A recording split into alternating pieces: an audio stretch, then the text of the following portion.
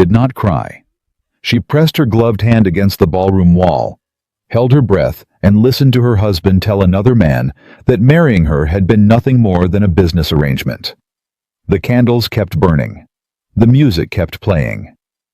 And Eleanor Whitmore, wife, daughter, woman, made the quietest and most powerful decision of her life. If love was never coming, she would stop waiting for it. If this story moves you, subscribe to our channel and follow Eleanor's journey to the very end. Drop your city in the comments. I want to see how far this story travels. The Harvest Ball at Carter Manor was the finest event in western Pennsylvania, and everyone who mattered had come to witness it. Lanterns lined the gravel path from the iron gate to the front entrance. Couples arrived in carriages polished to a mirror shine. Women wore their best silk. Men straightened their coats and tucked away their tobacco pipes before stepping across the threshold.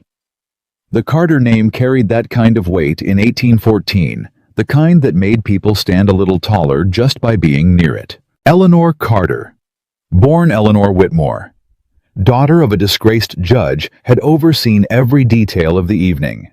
The flowers, the menu, the placement of every table and every candle. She had done it quietly, efficiently, and without complaint, the way she did everything inside this house. She stood near the far end of the main hall in a dress the color of deep amber, her chestnut hair pinned back with a simple ivory comb. She was not the most decorated woman in the room. She had never tried to be. But there was something about the way she moved, deliberate, composed, aware, that made people glance at her twice without knowing exactly why. The evening had gone smoothly. She had smiled at the right moments. She had spoken to the wives of Nathaniel's political allies with warmth and intelligence. She had guided the household staff through supper service without a single disruption. She had done her duty. She was doing it still when she stepped through the side corridor to retrieve a handkerchief she had left in the small sitting room near the east parlor. She heard her husband's voice before she reached the door. Nathaniel Carter did not raise his voice often. He did not need to. He had the kind of low, measured tone that commanded a room simply by existing in it. And tonight he was speaking to someone with particular confidence, the easy confidence of a man who believed himself entirely alone. Eleanor slowed. "You must be pleased with yourself," the other voice said. She recognized it. Senator Aldous Greer, a heavy-set man from Philadelphia, with small eyes and a reputation for enjoying other people's discomfort. The Whitmore girl cleaned up well enough. Better than I expected, honestly. There was a pause. Then Nathaniel spoke. "Marrying her was simply the price of protecting my family's future," he said. "Her father's connections were useful at the time. The arrangement made sense." Silence. Eleanor's hand found the doorframe. "And now?" Greer asked, clearly amused. Nathaniel's voice did not change. "Now she manages the household. She does it competently enough. That was all I ever required." Eleanor did not move. She was not sure she could. The music from the ballroom drifted through the corridor, something bright and celebratory, entirely wrong for the moment. She could hear laughter somewhere behind her, the clink of crystal glasses, the ordinary sounds of an evening that had not just collapsed beneath her feet. She stood in that corridor for exactly long enough to understand that she had not misheard and that no explanation was coming. Then she straightened her spine, smoothed the front of her amber dress with both hands, and walked back toward the ballroom. She did not go to the center of the room. She moved along the edge close to the wall, retrieving her wrap from the chair where she had left it. One of the kitchen maids caught her eye and started to say something. Eleanor gave a small, steady shake of her head. Not now. She found the Carter family housekeeper, Mrs. Aldine Pruitt, near the kitchen entrance and spoke quietly into her ear. "I have a headache. Please see that the rest of the evening runs smoothly. Mr. Carter will handle the guests." Mrs. Pruitt looked at her with the careful attention of a woman who had worked in this household for 20 years and understood far more than she was ever paid to say. "Yes, ma'am," she said softly. "I'll see to everything." Eleanor nodded once. She left through the side door. The night air hit her like cold water, sharp and real and without ceremony. She walked to the waiting carriage at the far end of the drive, told the driver she was ready, and climbed inside before he could assist her. She sat with her hands folded in her lap and her eyes fixed straight ahead as the carriage rolled away from Carter Manor. She did not cry. She had learned very early in life that crying solved nothing. Her father had wept openly the morning the bank came for their house, and it had not stopped a single creditor. Tears were a luxury she had never been able to afford. What she did instead was think. By the time the carriage turned onto the country road that led toward the East Wing entrance, Eleanor had made a decision. It was not a dramatic decision. She did not speak it aloud. She did not write it down. She simply held it inside her chest like a stone cold and certain and surprisingly light. If I cannot be loved as a wife, I will become a woman who no longer needs his love. She had been 19 years old when she married Nathaniel Carter. Her father, Judge Harlan Whitmore, had been a respected man in Pittsburgh once. His reputation had made him valuable. His pride had made him reckless. By the time Eleanor was 17, the debts had accumulated to a point that no amount of judicial dignity could paper over. He had borrowed against everything he owned and several things he didn't. When the truth came out, it came out completely. The Carter family's lawyers had arrived within a month of the scandal. There were papers to sign, arrangements to be made. And somewhere in the middle of all that quiet, efficient financial negotiation, a marriage had been suggested. Not by Eleanor. She had never been asked. Nathaniel Carter, at 32, had been a man of property and political ambition.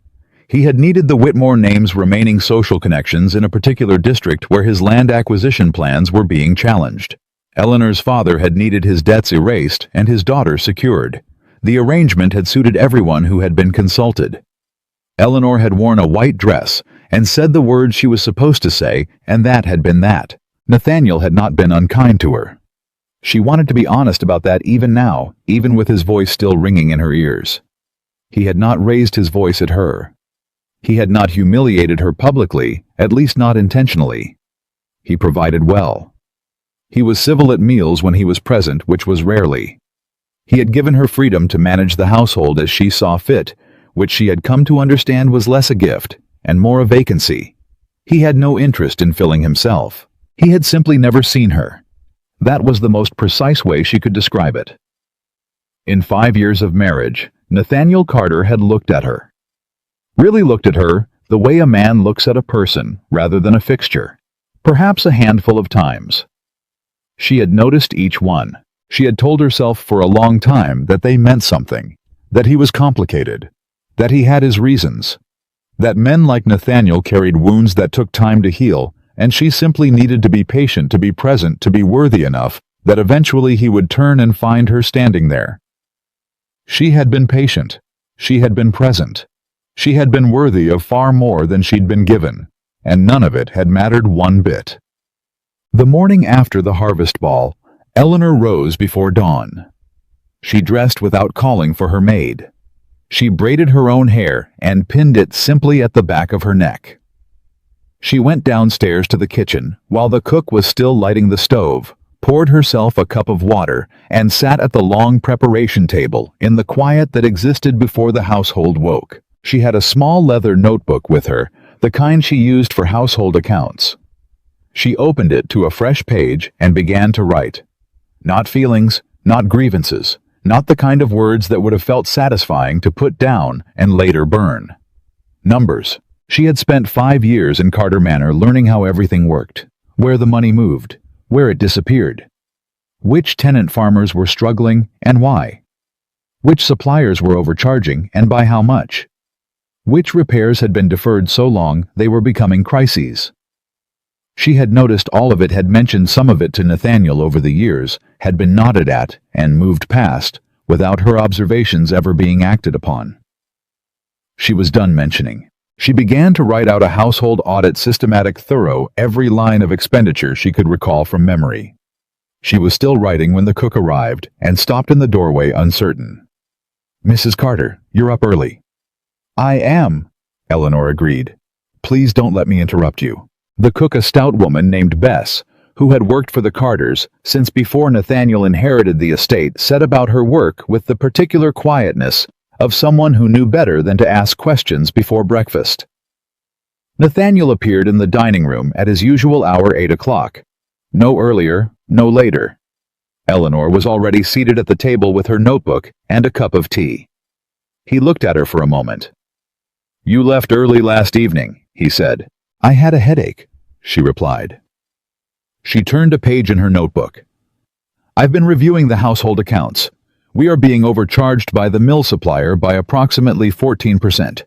I intend to renegotiate the contract this week." A pause. I can have my solicitor look into." "I've already written the letter," she said. She looked up at him steadily. "I'll also be speaking with the Hatch family about their rent situation. 3 of our tenant farms in the southern fields are at risk of defaulting before winter.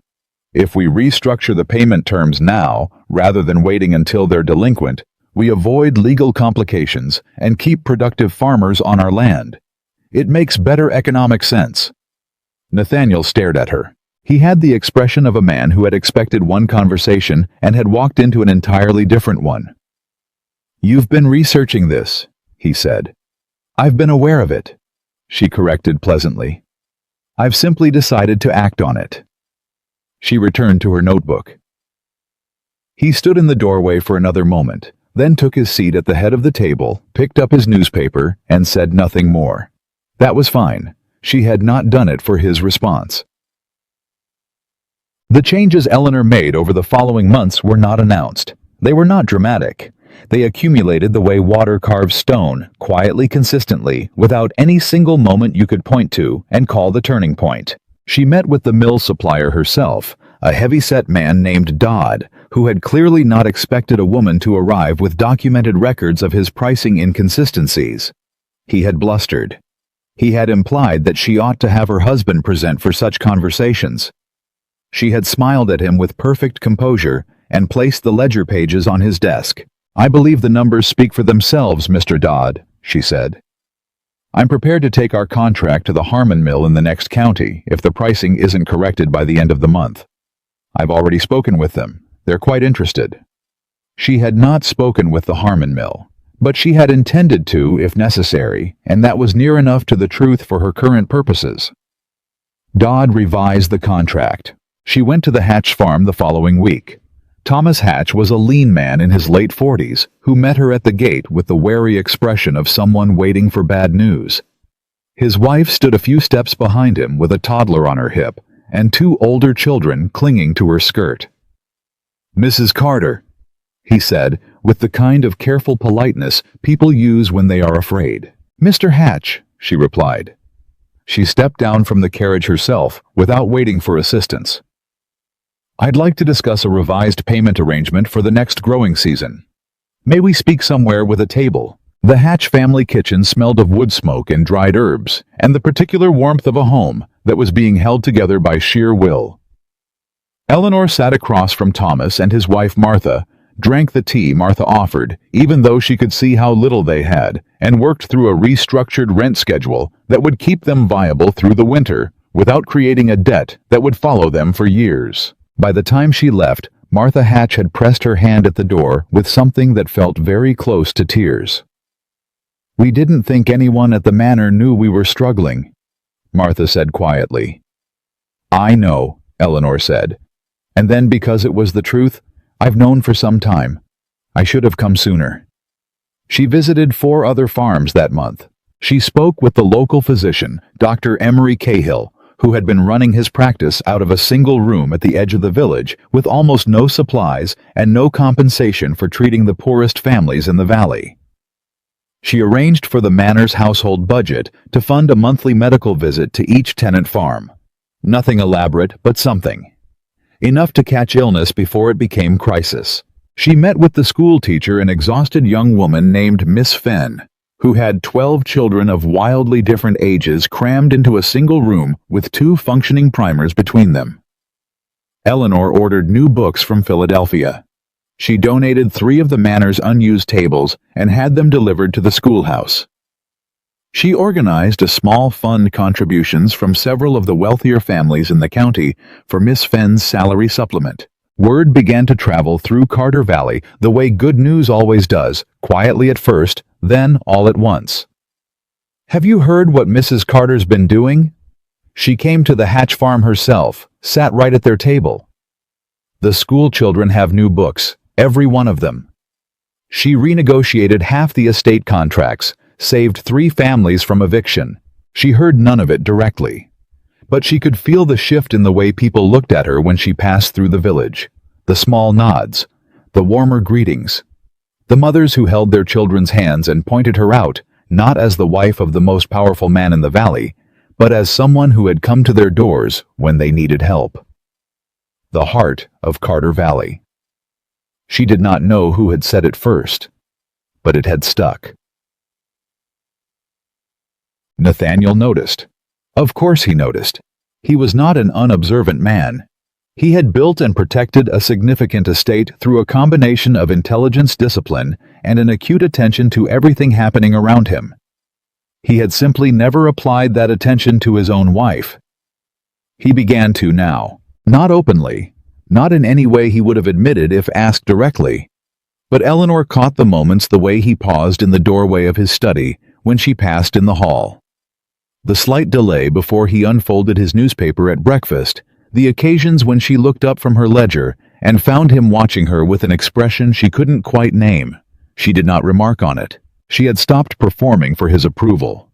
She no longer arranged herself for his attention. She met his eyes when he spoke to her, she answered him plainly and directly, and then she returned to her work. If that unsettled him, that was his own affair. It was late July when Benjamin Hale arrived. He came from Philadelphia by recommendation of Nathaniel's land agent, an agricultural engineer who had been modernizing farming practices across several large Pennsylvania estates, and had come highly recommended for his work on crop rotation and water management.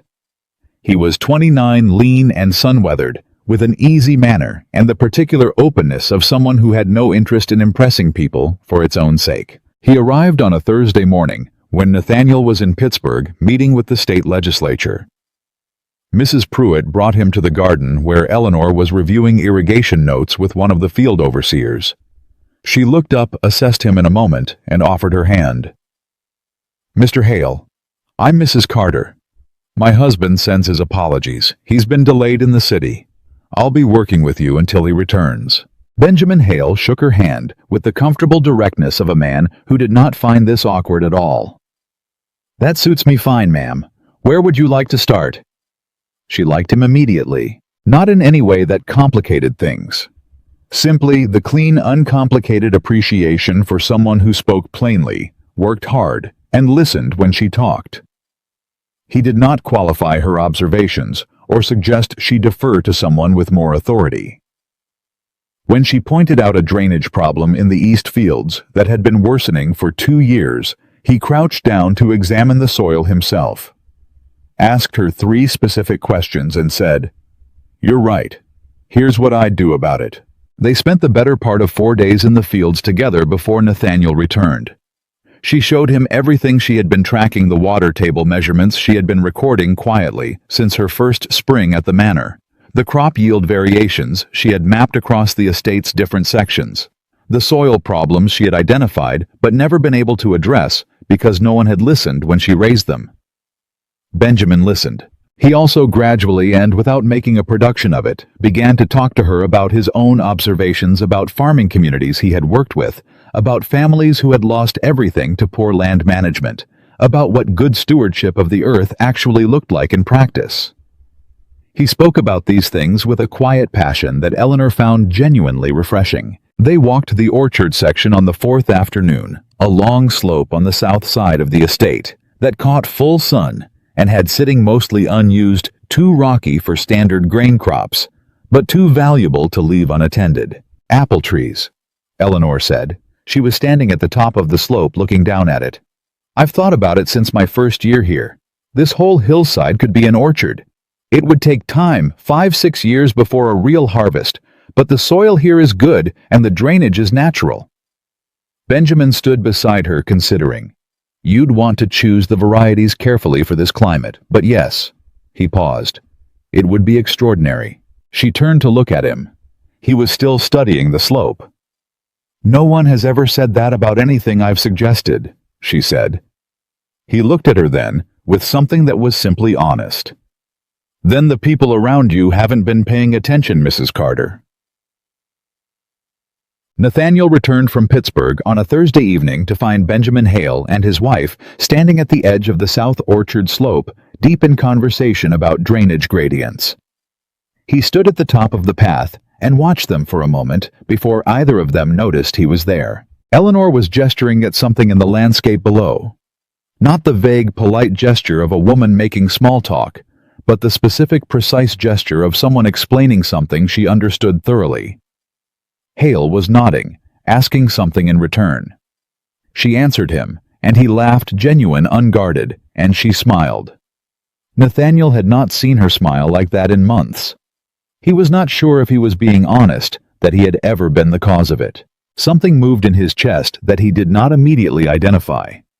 It took him until dinner, a meal during which he watched Hale describe a crop rotation system, while Eleanor asked intelligent, targeted questions, and the two of them conducted a conversation that excluded him without intending to, before he recognized the feeling. He was jealous. The recognition was so unexpected that he almost pushed it aside entirely. He was a man of 34 years, a legislator, a landowner. He did not get jealous. Jealousy was for men who were insecure, and he had never been insecure in his life. Except that the feeling did not dissipate. It sat in his chest all through dinner, and followed him to his study afterward, where he tried to read a report from his solicitor, and found he couldn't concentrate on a word of it. He thought about the harvest ball. He thought about Eleanor leaving early, and how he hadn't gone after her, hadn't even wondered until the next morning whether she was all right. He thought about the morning after when she had sat at the breakfast table with her notebook and told him without any visible emotion that she intended to renegotiate the mill contract and restructure the tenant payment system. He had sat across from her and felt, what surprise, a dim awareness that something had shifted. And then he had picked up his newspaper and let the moment pass. He thought about every moment he had let pass in 5 years of marriage. He set down the solicitor's report. He was not certain what he was feeling exactly, but he was beginning to understand for the first time that whatever it was entirely his own doing. He had never given her any reason to remain. The fact that she still had, that she had not only remained, but had transformed everything around her into something remarkable, said something he was not yet ready to articulate. But it sat in him that night, and it did not leave.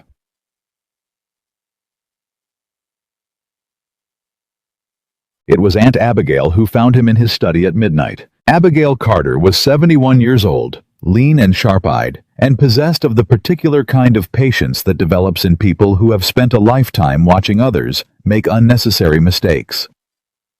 She had lived at Carter Manor for 11 years since her own husband had passed, and she had observed 5 years of Nathaniel's marriage to Eleanor with the careful silence of a woman who knew that speaking too soon accomplished nothing. She knocked once and walked in without waiting for permission the way she always did. "You're brooding," she said. Nathaniel looked up. "I'm reading." "You've had the same page open for 40 minutes. She settled into the chair across from his desk with the deliberateness of someone who intended to stay. "What's troubling you?" He was quiet for a moment. Then, Hale. "The engineer." Abigail raised an eyebrow. "He seems like a perfectly decent young man." "He's decent," Nathaniel agreed. "He also spends every waking hour in the fields with my wife." Abigail studied him. "Eleanor works in the fields too. She has for months. Did you know she's restructured the tenant rental contracts? 3 families would have defaulted before winter without her intervention." "I was aware." "Were you?" Her voice was mild. "When did you become aware of it?" A pause. "Recently," he admitted. Abigail folded her hands in her lap. "She has also funded the schoolhouse, arranged medical visits to every tenant farm, and renegotiated your supply contracts to save the estate, a sum that would have taken your solicitor 6 months to identify." She paused. "People in this valley call her the heart of Carter Valley, Nathaniel. Did you know that?" He did not answer. "She has done all of this." Abigail continued quietly, without recognition, without assistance, and I suspect without any particular expectation that you would notice. The words landed in the room and stayed there. Nathaniel looked at his desk. At the solicitor's report, he had failed to read. At his own hands, which had planted nothing and repaired nothing and built nothing in this valley beyond what had already been handed to him. "She's remarkable," he said. The words came out without decision. "Yes," Abigail agreed simply. "She is." He looked up. "What do I do with that?" Abigail was quiet for a moment. Then she said very gently, "I imagine that's exactly the question you should be asking yourself. The difficult part, I think, is that there's no quick answer. And you will have to earn the right to even ask it of her." She rose from the chair, moved to the door, and paused. "She deserves to be seen, Nathaniel," she said. "She has deserved it from the very beginning. The only question now is whether you are capable of being the one to finally do it." She left him with that. He sat in his study for a long time in the dark, and the summer night moved around him, and somewhere in the distance, the south fields lay quiet and promising beneath the stars, fields that Eleanor had mapped and analyzed and planned into a future he had never thought to imagine himself. He had spent 5 years looking past the most important thing in his house. And he was beginning slowly, painfully, without any certainty of what came next, to understand exactly what that had cost him. The morning Benjamin Hale proposed the orchard project in writing, Eleanor was already halfway through her second cup of tea and her third set of irrigation calculations when Nathaniel walked into the dining room and set a folded newspaper on the table without looking at her. That was their marriage in miniature.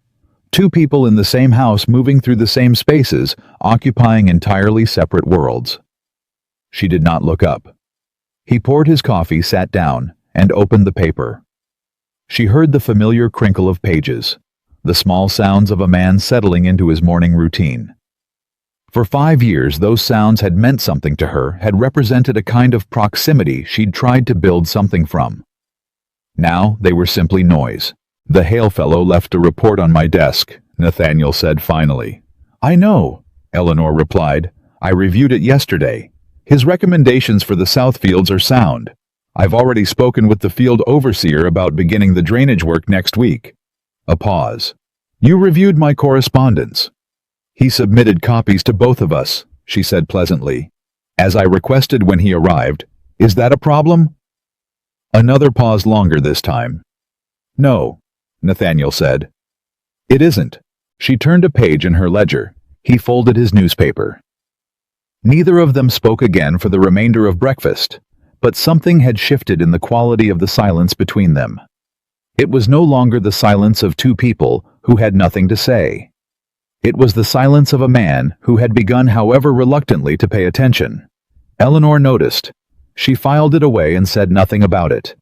She had things to do. The drainage project in the South Fields began on a Monday and ran into immediate trouble by Wednesday. The soil composition in the lower section was different from what the surface readings had suggested, a clay-heavy layer that would redirect water the wrong direction without significant modification. Benjamin identified the problem first thing in the morning and came to find Eleanor where she was meeting with 2 tenant farmers about the harvest schedule. He waited at a respectful distance until she finished. She appreciated that. "How bad?" she asked when she came to him. "Not catastrophic," he said, "but it means another week of work and a different approach. I want to show you something." He had a rough diagram sketched on a piece of folded paper. He spread it on the fence post between them and walked her through the revised plan. A deeper channel in the northwest corner. A redirected flow path. 2 additional drainage points she hadn't originally mapped. She studied it carefully. "This section here," she pointed. "That's the edge of the Garrett family's rented land. We'd need to involve them in the decision. The channel will run through their field for about 40 yards. "I didn't know whose land that was," Benjamin admitted. "I'll talk to them," she said. She folded the diagram and tucked it into the pocket of her work apron. "Give me until tomorrow morning." She went to the Garrett farm that afternoon herself on foot because the cart was in use and she wasn't inclined to wait. Thomas Garrett was 60 years old and had worked Carter land his entire adult life. He met her with the same mixture of wariness and careful respect that most tenants showed her now, a respect she had earned, not inherited. She explained the drainage situation, plainly showed him the diagram, and told him exactly what the new channel would mean for his field, the temporary disruption, the long-term benefit, the additional moisture management it would provide for his lower planting rows. He listened without interrupting. Then he said, "My father worked this land before me, Mrs. Carter. 40 years, and not once did anyone from the manor come to ask what we thought about anything." "I'm asking," she said. He was quiet for a moment. "Do it," he said. "And thank you for coming in person." She was back at the manor by supper time with the Garrett agreement in hand and a clear path forward for the drainage project. She passed through the front hall and found Nathaniel standing near the bottom of the staircase with his coat still on, as though he had just come in himself. He looked at her, at the dirt on her boots, at the rolled diagram she carried, at the particular set of her shoulders that came from a day of purposeful work. "You went to the Garrett farm," he said. "Their land is involved in the drainage modification," she replied. "They deserve to know. I could have sent the overseer." "I know you could have." She moved past him toward the stairs. "I thought it was important enough to go myself." She felt him watching her as she climbed. She did not turn around. That night at dinner, the first dinner in several weeks, where neither of them had a reason to leave early, the silence lasted through the soup course, before Nathaniel set down his spoon and looked at her directly. "Thomas Garrett stopped me in the village 3 weeks ago," he said. "He told me his family would have lost the farm without the rental restructuring you arranged." Eleanor looked at him steadily. "I know. He said you came to his house yourself, sat at their table." "Yes." "Why didn't you tell me?"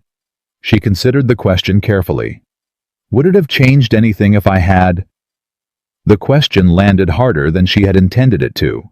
She watched him absorb it. Watched something move across his face that was neither defensiveness nor dismissal. Something quieter than both of those. "I don't know," he said honestly. She respected that answer more than she would have respected a denial. "The Garrett drainage agreement is on your desk," she said. "Benjamin will proceed tomorrow. We should see measurable improvement in that field's yield by next summer." Nathaniel nodded slowly. "All right." She returned to her meal. He returned to his. But the silence afterward was different, thinner somehow, as though something that had been very solid between them had begun almost imperceptibly to develop a crack. She did not allow herself to feel anything about that yet. She had learned the hard way that cracks could be repaired or widened, and she had no way of knowing yet which direction this one would go. The first real test came 2 weeks later, on a Tuesday morning in August, when Eleanor arrived at the schoolhouse to deliver the new reading primers she had ordered from Philadelphia, and found Miss Fenn in tears outside the door. She stopped the cart. "What's happened?" Miss Fenn was 24 and very earnest, and not yet experienced enough to hide distress efficiently. "The alderman," she managed. "He came this morning. He said it isn't a proper institution, that it hasn't been formally registered with the county. He's threatening to close it." Eleanor set down the box of primers she had been carrying. "Who is the alderman in this district?" "Mr. Corbin Voss," Miss Fenn said. "He's been trying to consolidate the county schools for 2 years. They say he has investors who want to build a fee-paying academy instead." Eleanor was very still for a moment. Then she said, "Go inside. Teach your lesson. Don't tell the children anything is wrong." "But Mrs. Carter, if he comes back..." "If he comes back, send someone to the manor." She picked up the primers again. "I'll handle Mr. Voss." She handled Mr. Voss by going directly to the county record office that afternoon and reviewing the school registration requirements herself. She spent 3 hours in a stuffy back room reading through county ordinances and educational statutes, while a bored clerk watched her with ill-concealed surprise. She found what she needed. The school was technically unregistered, which was accurate, But the ordinance also specified that any school providing free education to more than 6 children on land owned by a county landowner of record was exempt from the standard registration fee and could be formally designated a community institution with a single petition signed by 10 county residents in good standing. She had 10 signatures by the following morning. She could have gotten 30. People in Carter Valley signed their names to Eleanor Carter's petition. The way they did most things, she asked of them quickly and without hesitation, because she had spent the past months earning exactly that kind of trust. She filed the paperwork herself. She did not ask Nathaniel to use his political connections. She did not need to. The school was officially designated a community institution of Carter Valley by the end of the week. Mr. Corbin Voss wrote a stiff letter of acknowledgement that she read once and filed without response. Benjamin heard about it from one of the field workers and came to find her that afternoon while she was checking the progress of the drainage channel. "I heard you outmaneuvered a county alderman," he said. There was no flattery in his voice, just the plain appreciation of someone who found competence genuinely satisfying to observe. "I read the ordinance," she said. He was relying on the fact that no one else had. Most people wouldn't have thought to. She looked at the drainage channel. Most people haven't had 5 years to learn what happens when you leave problems unexamined. Benjamin was quiet for a moment. He understood she thought that she wasn't talking about county ordinances anymore. He had that quality, a kind of attentive intelligence, that caught the real meaning beneath the surface meaning, and it made conversations with him feel like actual exchanges rather than performances. "The orchard slope is ready for the first assessment," he said, shifting naturally. "I'd like your input before I finalize the variety recommendations." "Tomorrow morning," she said, "early before the heat." They went the next morning at 6 when the air still had the night's coolness in it, and the south slope was golden with early light. Benjamin had brought his survey notes. Eleanor had brought her own observations, years of watching that hillside, tracking where the snow melted first in winter, where the soil held moisture longest in dry August. They worked through the slope, methodically discussing rootstock varieties, spacing the layout that would make the most of the natural drainage. Benjamin proposed. Eleanor questioned. She pushed back on 2 of his recommendations based on what she had observed about the soil's behavior in different seasons, and he listened to her objections carefully and revised his approach. "You've been watching this land for a long time," he said. "Since my first summer here," she confirmed. "Did you always know it could be an orchard?" She thought about it. "I always hoped it could be. There's a difference." She looked out across the slope. Hoping something is possible and knowing how to make it happen are different things. "You gave me the second part." "You gave yourself the second part," Benjamin said. "I just confirmed what you already suspected." She turned to look at him. He was being entirely sincere. No maneuvering, no flattery, just the plain statement of a man who gave credit where it was due. She felt the unexpected sting of it somewhere behind her sternum. In 5 years of marriage, her husband had never once said anything like that to her. She looked away before the thought could go any further and turned back to the survey notes. "Let's finalize the northeast section," she said. They were still there when Nathaniel arrived. She heard his horse before she saw him, the particular rhythm of Galahad's canter on the soft ground of the south path. He came around the stand of elms at the field's edge and stopped when he saw them, and for a moment nobody moved. Eleanor turned to face him. "Nathaniel, I didn't know you were back from the village." "Clearly," he said. His voice was even, but something underneath it wasn't. Benjamin straightened. "Mr. Carter, we're finalizing the orchard assessment. Your wife's observations about the soil patterns here have substantially improved the plan. You have a remarkable piece of land." Nathaniel looked at Benjamin for a moment, then at Eleanor, then back at the slope. "The orchard was Eleanor's idea," he said. "It came out slightly rough, like a man who had just understood something and wasn't certain how to hold it." "Yes," Benjamin said simply. "It was." Nathaniel nodded, once tightly turned his horse and rode back toward the manor. Eleanor watched him go. She kept her expression composed. She had long practice at that. But something about the way he had said her name, Eleanor's idea with the particular weight of a man acknowledging something he should have acknowledged long ago, caught somewhere in her chest and stayed there. She turned back to the survey notes. "Shall we continue?" she said. "Of course," Benjamin replied. He did not comment on what had just happened. She appreciated that too. The mini-climate in Carter Valley that August was unusual. A dry spell that should have broken by the second week of the month lingered instead through the third, shriveling the unirrigated crops and forcing every farmer in the valley to make hard decisions about water allocation. Eleanor had seen it coming 3 weeks earlier, when the creek levels began dropping faster than seasonal norms. She had spoken with Benjamin and begun prioritizing the estate's well usage accordingly. She had also quietly opened Carter Manor's secondary water access to 3 tenant farms that shared the eastern well, none of which had the legal right to that water under their current rental agreements. She did it without asking permission. When Nathaniel found out from the overseer, not from her, he came to her study that evening with the particular posture of a man who had prepared a response and then found that his preparation had been for a different conversation. "You extended water access to the Hatch Garrett and Fielding farms," he said. "Yes." She was writing. She did not stop. "Without consulting me. You were in Pittsburgh." She set down her pen and looked at him. The Fielding children were drinking from the creek. Their primary well was running dry. "I made a decision." He stood in the doorway. "It's a matter of contract, Eleanor. Whatever the situation, I have a legal—" Their children were drinking creek water in a drought, Nathaniel. Her voice was steady, not angry. Something quieter and more definitive than anger. "I will not apologize for preventing illness on your land because of a contract technicality." He was silent. "If you want to formally revise the water agreements," she continued, "I've already drafted 3 options. They're on your desk.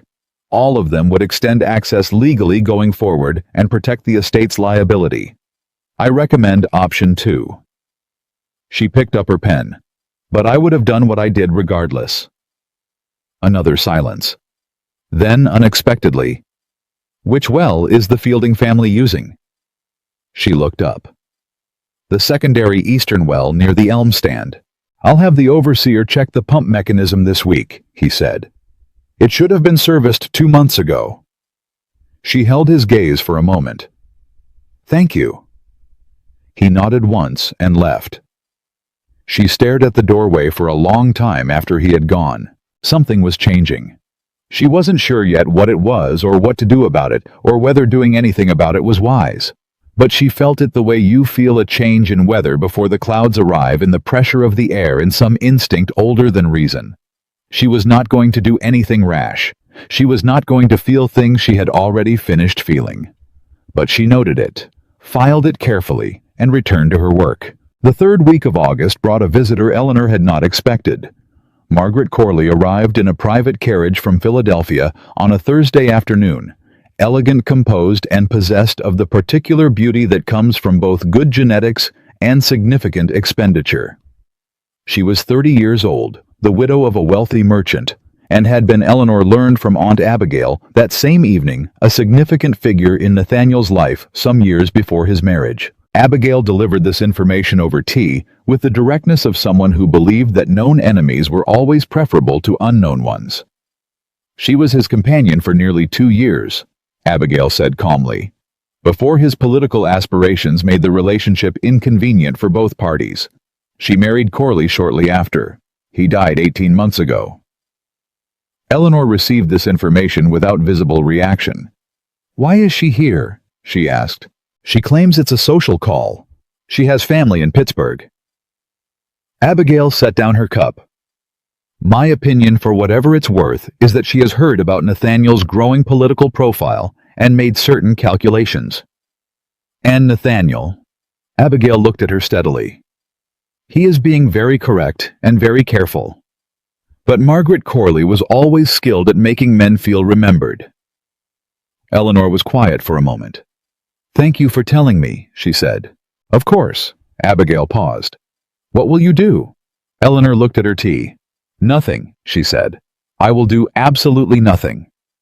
Abigail studied her with those sharp, perceptive eyes. Nothing is sometimes the most powerful thing. That's what I'm counting on, Eleanor said. Dinner that evening was the most interesting meal Eleanor had sat through in months. Margaret Corley was charming in the way that very practiced people are charming effortlessly, specifically with impeccable timing. She addressed Nathaniel with a warmth that stopped just short of familiar. She spoke to Eleanor with the careful graciousness of a woman who is taking her measure. Eleanor spoke to her with perfect hospitality and said almost nothing of substance. She talked about the orchard project. She talked about the tenant farm drainage system. She talked about Miss Fenn's school and the county registration process. She did it without urgency, without performance, simply as a person describing work that mattered to her. She watched Margaret Corley's eyes move between her and Nathaniel as she spoke, recalculating, and she felt for the first time in months the small clarifying pleasure of being entirely underestimated. Nathaniel said very little during dinner, but several times Eleanor felt his attention shift toward her with a quality she could not quite name, something between assessment and something more complicated. After dinner, when Margaret had retired and Aunt Abigail had excused herself with transparent diplomacy, Eleanor rose to leave the dining room and found Nathaniel already standing. "The orchard," he said. "When do you expect the first trees to go in?" She paused. "Next spring, if the soil preparation goes well this fall." "I'd like to be involved," he said. She looked at him for a long moment. He held her gaze without flinching. "All right," she said. She meant it as a provisional answer. He seemed to understand that. She left him there and went upstairs. She undressed, brushed out her hair, and sat at the small writing table beside her window for a long time before opening her notebook. The night was warm and heavy with the sounds of late summer. Somewhere below, she thought she could hear Nathaniel in the garden, the occasional shift of boots on gravel, the silence of a man standing somewhere in the dark. She did not go to the window, but she did not write anything in the notebook either. She simply sat and breathed and reminded herself who she was and what she had decided, and why it still mattered even now with things shifting in ways she hadn't anticipated, even now with something stubborn and inconvenient beginning to move in her chest like water finding its way through the clay. Margaret Corley left for Pittsburgh 2 days later, citing family obligations, her departure announced at breakfast with perfect social smoothness. She pressed Eleanor's hand at the door of the carriage. "You have made something extraordinary of this valley, Mrs. Carter," she said, and her voice was entirely sincere. "I had not expected that." Eleanor met her eyes. "Thank you, Mrs. Corley." The carriage pulled away. Nathaniel stood beside Eleanor on the front steps. After a moment he said quietly, "She's right." Eleanor said nothing. "The valley," he clarified, unnecessarily. They both knew that. "I had good material to work with," she said. "Eleanor, I need to speak with Benjamin about the fall soil preparation," she said. She moved down the front steps before he could say whatever he had been about to say. "Excuse me." She felt his gaze on her back as she walked away. She was not running from him. She was simply not ready. There was a significant difference, and she was the only one who needed to understand it. It was Aunt Abigail who found her that evening on the back porch, watching the sun lower itself toward the tree line, in the particular gold and amber palette of a Pennsylvania August at close. "He tried to apologize to you today," Abigail said, settling into the chair beside her. "He said 4 words," Eleanor replied. "That's not an apology." "No?" Abigail agreed. "It's a beginning." She paused.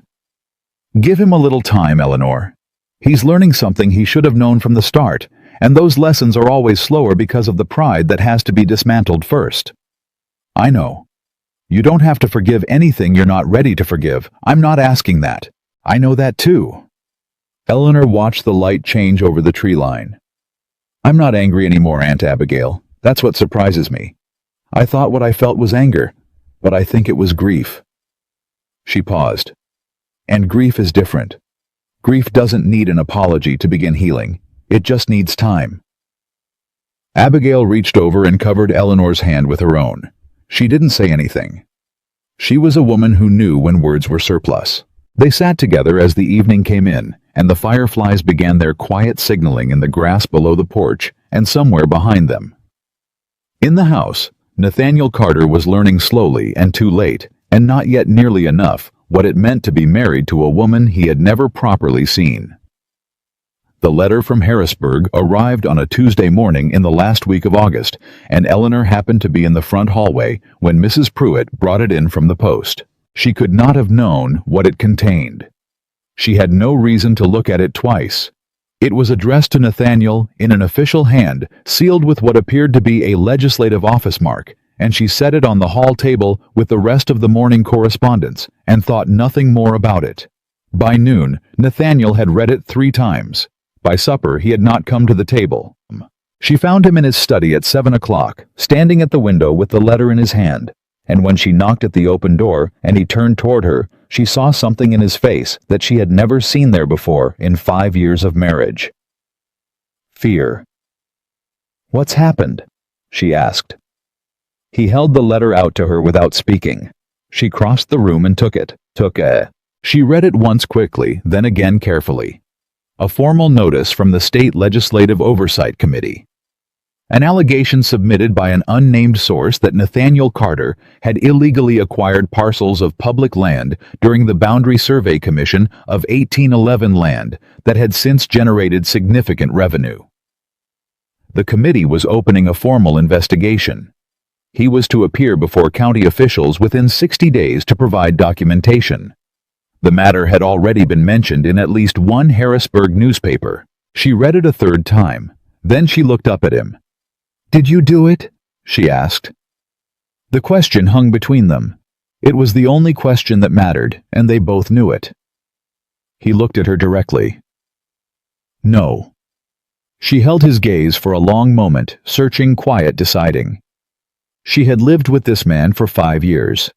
She knew his silences and his evasions, and the particular quality of his voice when he was managing rather than telling. This was not that. "All right," she said.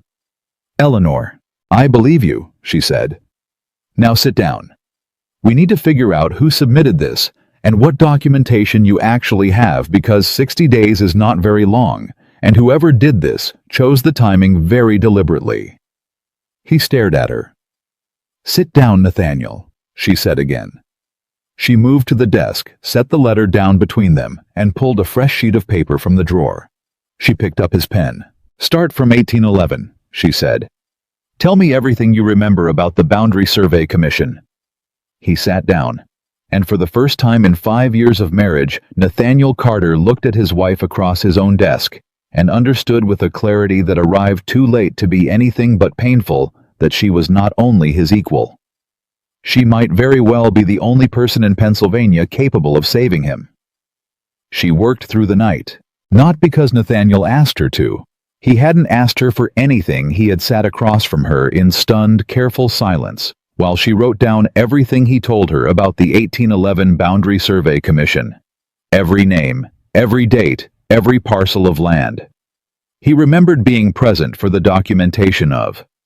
She had filled 4 pages before midnight, and 6 before 2 in the morning, and somewhere around the 3rd hour, Nathaniel had gotten up and poured 2 cups of coffee without being asked, and set one beside her hand without comment. She had drunk it without looking up. By 3 in the morning, she had a working map of the problem. The allegation was specific 3 parcels in the southwestern corner of the county land that had been designated public reserve during the 1809 territorial survey, and had apparently been reclassified and transferred to Carter estate records in 1812. On paper, it looked deliberate. On paper, it looked exactly like what someone had designed it to look like. Who had access to the Survey Commission records in 1812? She asked. Nathaniel had his elbows on the desk, and his hands pressed against his face. He lowered them. "The county clerk's office, the legislative surveyor, my land agent at the time, Hargrove. He handled the documentation for the estate transfers that year." "Where is Hargrove now?" "He left my employ in 1813, went to work for a competing land interest in Ohio. We did not part on good terms." Eleanor looked at him steadily.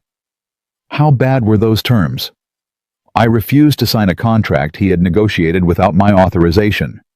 He had committed the estate to a land purchase I hadn't approved. I terminated his position the same day. Did he threaten you? Nathaniel was quiet for a moment. Not in words. She wrote the name down and underlined it twice. I need access to the original 1811 survey documents, she said, not the estate copies. The originals filed with the county. And I need the 1812 transfer records from the clerk's office, the actual registration documents, not the summaries. The clerk's office is in Connellsville, Nathaniel said. I know where it is. Eleanor, the committee is based in Harrisburg. If this goes before a legislative panel, it won't get to a legislative panel, she said. She set down the pen and looked at him directly. Not if we find the original documents first and establish what actually happened in 1812. Someone altered records or fabricated a transfer. That kind of forgery leaves traces if you know where to look. She paused. Do you trust me to look? The question sat in the air between them. 5 years of marriage. 5 years of him looking past her. 5 years of her doing the invisible work that kept everything around them functioning while he occupied himself with the visible world. He looked at her, now really looked the way she had wanted him to look at her for years, and said yes. It was one word. It landed like a stone in still water. Get some sleep, she said. She gathered her notes. I'm leaving for Connellsville at first light. She was in the carriage before 6 with her notebook, her documented analysis, and a cold biscuit she had taken from the kitchen because she hadn't bothered with breakfast. Benjamin met her at the stable as she was leaving. He had heard the carriage being prepared and come to investigate. Trouble, he asked. She told him briefly. His expression changed as she spoke, not with alarm, but with the focused attention of someone who understood the stakes. What do you need from me? He asked. Keep the fieldwork moving. Don't let anyone know there's a problem at the manor. And if anyone from a newspaper or a government office comes asking questions about Mr. Carter before I return. She met his eyes. Tell them he's unavailable and refer them to the household directly. Understood. He paused. Be careful, Mrs. Carter. Always, she said. It wasn't entirely true, but it was the right thing to say. The clerk's office in Connellsville was managed by a small, precise man named Hendricks, who wore his authority over his file cabinets like a personal kingdom. He looked at Eleanor over the top of his spectacles when she explained what she needed, and made the face of a man about to explain why things weren't possible. She set Nathaniel's official legislative authorization on his desk before he could speak. He picked it up. Read it. Set it back down. The 1811 survey records, she said, and the 1812 transfer registrations for parcels in the southwestern county sections. I'll need the originals, not the ledger copies. Hendricks looked at her for a long moment. Then he got up and went to the back room. He was gone for 22 minutes. She counted. When he returned, he had 3 bound record books and a separate folder of loose documents. He set them on the counter with the particular reverence of a man for whom paper was sacred. I'll need the reading room, she said. She spent 4 hours with those records. She was methodical. She had learned to read legal and financial documents at her father's knee. Judge Harlan Whitmore, for all his failures, had believed his daughter should understand how the world actually operated, and he had taught her to read the language of official records the way other fathers taught their sons. She went through the 1811 survey line by line, cross-referencing against the 1812 transfer registrations, building a chronology in her notebook, with the patience of someone who understood that truth in paperwork was always in the details that didn't quite align. She found it in the 3rd hour. The 1812 transfer document for the southwestern parcels bore the county clerk's registration stamp, but the stamp's ink saturation was different from every other document filed in that same month. Slightly darker, slightly more precise. The kind of difference that occurred when a stamp was applied to a document that had not been present when the others were processed. When she compared the registration number sequence, the southwestern parcel transfers were numbered out of order, logged as though they had been filed on March 14, 1812, but carrying registration numbers that should have been assigned in late April. Someone had backdated the filing. Someone had created the appearance of a legal transfer that had never actually occurred using a stamp that had either been stolen or replicated and inserted it into the county record with just enough surface authenticity to survive casual examination. Her hand was perfectly steady as she wrote it all down. She requested copies of 3 specific pages from Hendricks, paid the copying fee from her own purse, thanked him with composed politeness, and walked out to the carriage. She sat inside for exactly 2 minutes before she allowed herself to exhale. She had it. Not everything she still needed the Hargrove connection established, still needed to trace where the forged stamp had come from. But she had enough to demonstrate that the transfer documents were fraudulent, and that changed the entire nature of the investigation. Nathaniel hadn't stolen public land. Someone had manufactured evidence to make it appear that he had. The question now was, why and who had the reach and the motive to do it? She was back at Carter Manor by early evening. Nathaniel met her in the front hall before she had removed her wrap. He looked like a man who had spent the day not sleeping, which was accurate. "Well?" he said. She told him what she had found. She watched the sequence of reactions move across his face. Relief, then anger, then something sharper and more complicated. "Hargrove," he said. "Possibly. But he would have needed assistance inside the clerk's office or access to the stamp itself. This wasn't one person working alone." She opened her notebook to the relevant pages. "I need to trace the stamp, and I need to know who else has a significant interest in discrediting you politically right now. Who are your enemies in Harrisburg, Nathaniel? The real ones. Not the men who vote against you, the ones who need you gone." He was quiet for a moment. "Senator Greer," he said. The name landed in Eleanor's chest like a dropped stone. Senator Aldous Greer, the man who had been standing beside her husband at the harvest ball. The man who had listened to Nathaniel say that marrying her had been the price of protecting his family's future and had laughed. She kept her face entirely composed. "Tell me about Greer," she said. "He wants the southwestern land for a canal project. Has for 3 years. Several of those parcels." Nathaniel's jaw tightened.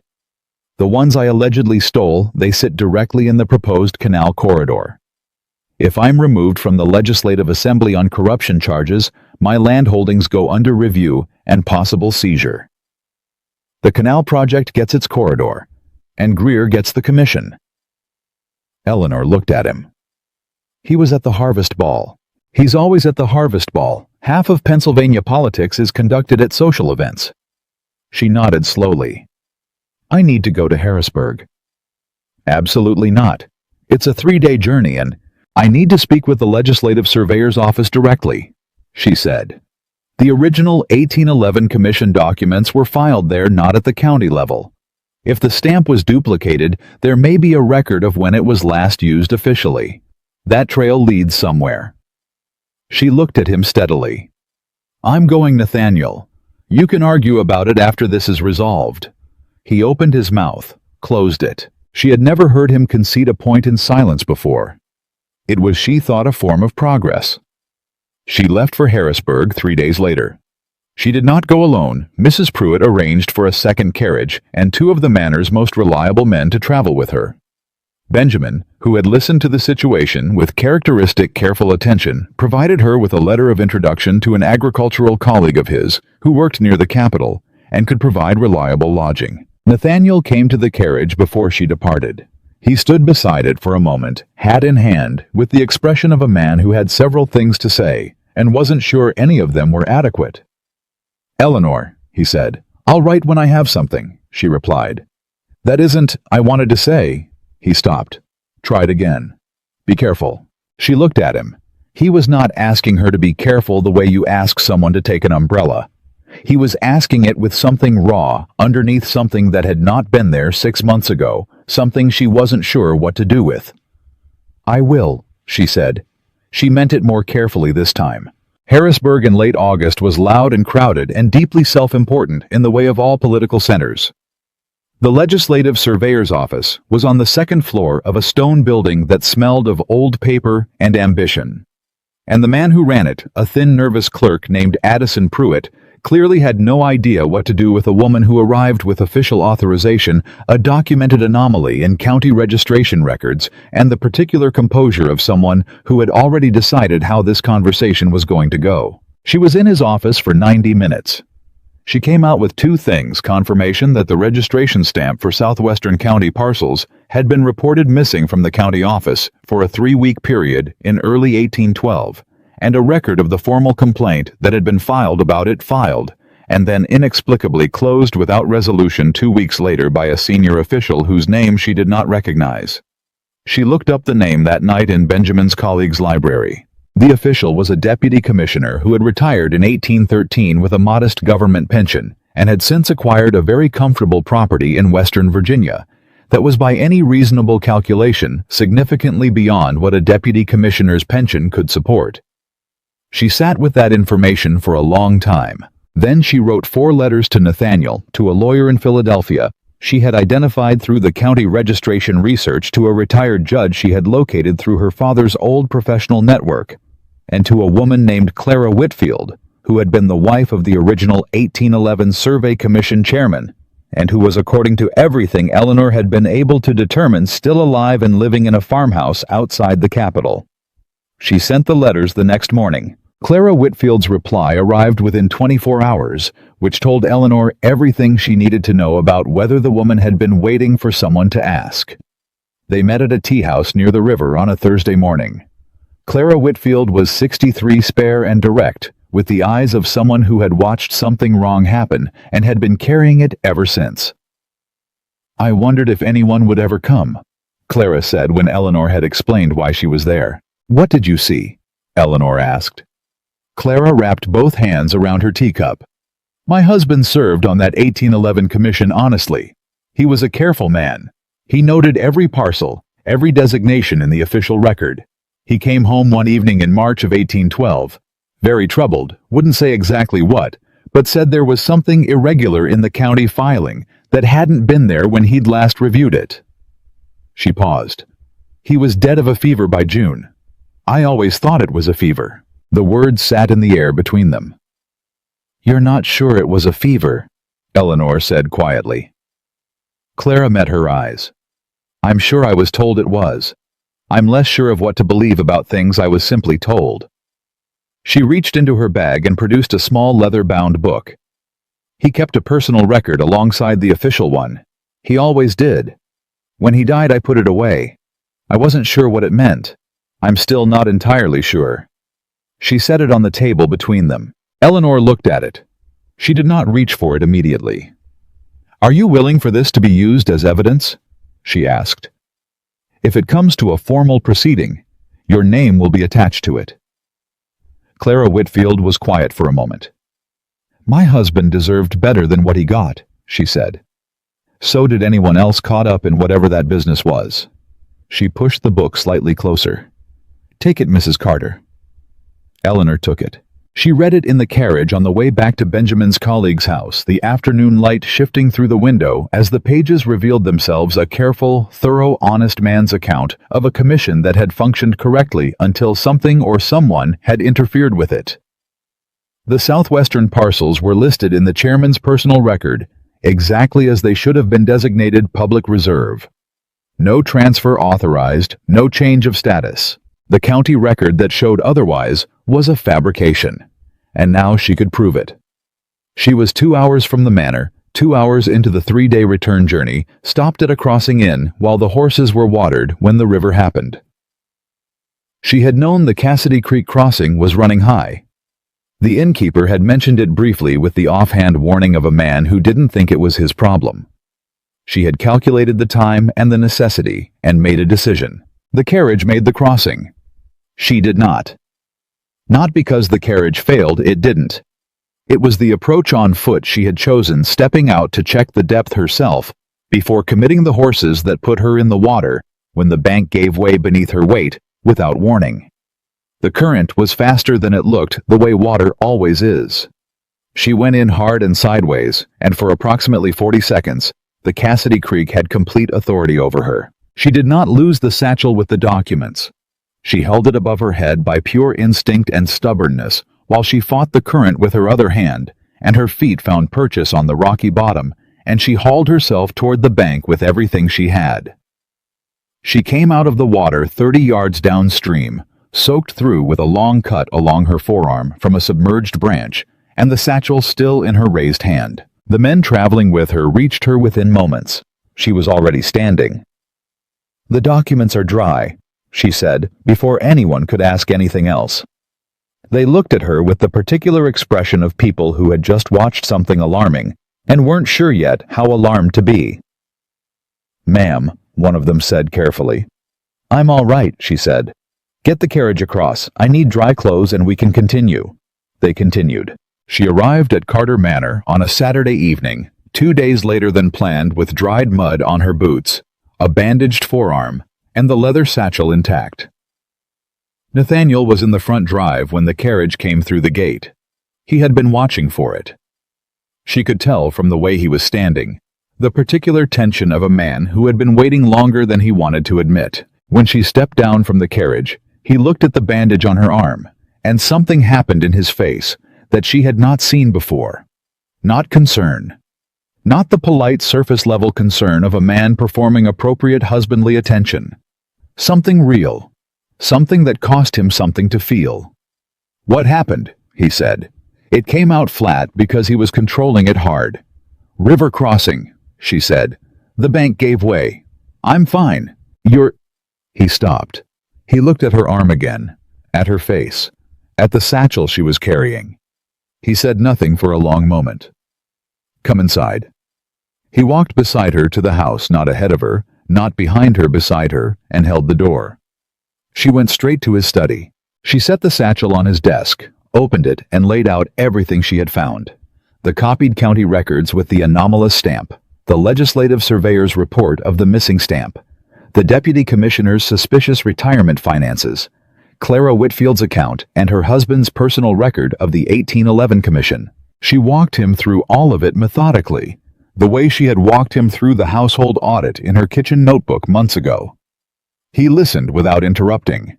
His expression moved through several things she was watching carefully, understanding anger, something harder and colder, as the full shape of the conspiracy became clear. "Greer," he said when she finished. "Almost certainly.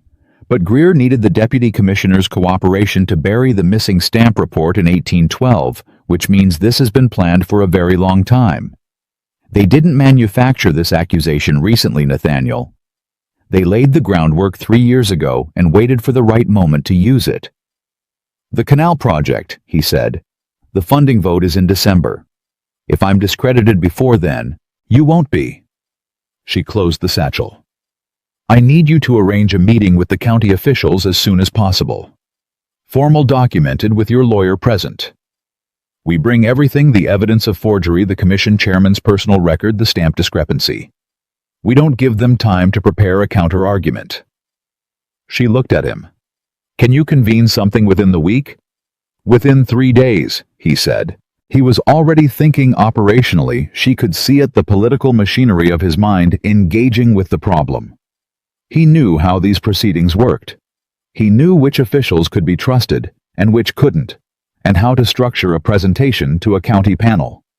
That was his competence, as hers had been the research. 3 days, she agreed. He looked at her for a long moment. "Eleanor," he said, "the river, it doesn't matter." "It does matter." His voice was different, lower, not managed. "You nearly—" He stopped himself, tried again. "You had no reason to take that risk for me." She looked at him steadily. "I didn't do it for you," she said. And it was true in the most important way. She had done it for the farmers who needed Carter Valley's stability, for Miss Fenn's school, for the orchard that was going to cover that South Hillside in 5 years' time, for everything she had built here that she refused to let a corrupt senator dismantle. "I did it for this valley." He held her gaze. He knew that was partly true. She could see him knowing it, and knowing the rest of it too, the part she wasn't saying. "Thank you," he said, quietly, without qualification or performance. She nodded once. "Get your lawyer here by Monday," she said. "I have letters to write tonight." She went to the door. She was almost through it when he spoke again. "Aunt Abigail told me," he said, "about the Cassidy Creek. One of the men sent word ahead." She turned. "I want you to know," he said, and his voice carried the particular weight of a man dismantling something he'd spent years constructing, "that if anything had happened to you, I would not have recovered from it." The words were too careful to be practiced, too exposed to be strategic. She stood in the doorway for a moment. "I know," she said. And she left. She sat in her room for a long time that night without lighting the lamp. She had been so certain for so many months that she had finished feeling things where Nathaniel Carter was concerned. She had done the work of detachment so thoroughly, so deliberately, that she had believed it was complete. She had told herself that what she had was clarity. That clarity was better than hope, that a woman who had stopped needing approval was finally free. She was still free. That part was true. But freedom, she was learning, did not mean the absence of feeling. It meant the ability to feel something without being destroyed by it. It meant being able to stand in a doorway and hear a man's voice break over 4 words and feel the impact of it without losing anything she had become. She was not the same woman who had pressed her hand against a ballroom wall and held her breath while her husband described their marriage as a price paid. She was someone new. Someone who had crossed a flooded river with documents held above her head and come out the other side intact. Whatever came next, whatever Nathaniel was or wasn't, whatever he felt or was learning to feel, she would meet it as herself. That she thought was the only way anything real could begin. The county meeting took place on a Wednesday morning in the first week of September. Eleanor sat in the second row of the county hall. She had not been asked to speak. The formal proceeding was between Nathaniel, his lawyer, and the county panel. She understood that and she respected it. But she had prepared every document that went onto that table. She had flagged every relevant page. She had written the summary analysis that the lawyer read verbatim from, because it was, as he had said privately to Nathaniel that morning, the clearest presentation of the evidence he had seen in 20 years of practice. She watched the panel review the documents. She watched the chairman's expression change when he reached the stamp discrepancy analysis, the moment when a man who has been looking at a manufactured accusation realizes visibly that he is looking at a manufactured accusation. She watched Nathaniel present himself with the controlled, steady authority that was natural to him, not defensive, not pleading, simply certain. A man who had nothing to hide and documents to prove it. The panel deliberated for 40 minutes. They returned a finding of no credible evidence to support the allegations. Nathaniel's name was formally cleared. The room exhaled. She heard people around her speak congratulations, relief, the particular noise of a crisis moving from present to past. She sat still for a moment before rising. Nathaniel crossed the room toward her through the small crowd. He was speaking to people as he moved brief, composed acknowledgments, but his eyes were on her. He stopped in front of her. "It's done," he said. "Yes," she agreed. Around them people were talking, rearranging themselves, moving toward the doors. No one was paying particular attention to the two of them, a husband and wife standing close together in a county hall in the first week of September, in the quiet that follows the ending of one thing and the uncertain beginning of something else. "I owe you more than I can calculate," he said. His voice was low enough that only she could hear it. She looked at him steadily. The man she saw was different from the one she had married. Not in his face, not in the way he stood. In the way he looked at her. Like she was a person. Like she was the person. Like he had finally, at considerable cost to his pride, and with no particular right to expect grace, arrived at the understanding he should have had from the beginning. She was not ready to give him everything. Trust rebuilt the way soil repaired slowly, seasonally, not through a single event, but through 100 consistent ones. But she was willing, she thought, to let the process begin. "You can start," she said carefully, "by coming with me to inspect the orchard slope this weekend. Benjamin's planting recommendations are finalized. I want your opinion on the layout before we commit to the spacing." Something shifted in his face, something that had been locked for a very long time. "I'll be there," he said. She believed him. That was for now enough. He was there. Saturday morning, 6 o'clock before the heat settled in. Eleanor came around the side of the manor toward the south path and found Nathaniel already waiting at the edge of the orchard slope, with his coat off and his sleeves rolled to the elbow, holding Benjamin's planting diagram in both hands and studying it with the focused attention of a man who intended to understand something rather than simply appear to. She stopped for a half second before he noticed her. She had not expected that. She had expected him to be late or to arrive with the polished punctuality of a man performing effort rather than making it. She had not expected him to be early and genuinely engaged and already asking Benjamin a question about soil depth when she arrived. Benjamin saw her first and nodded. Nathaniel turned. "You're up early," she said. "I wanted to understand the diagram before you got here," he said. "I had questions." He held it up. "Benjamin's been explaining the rootstock logic.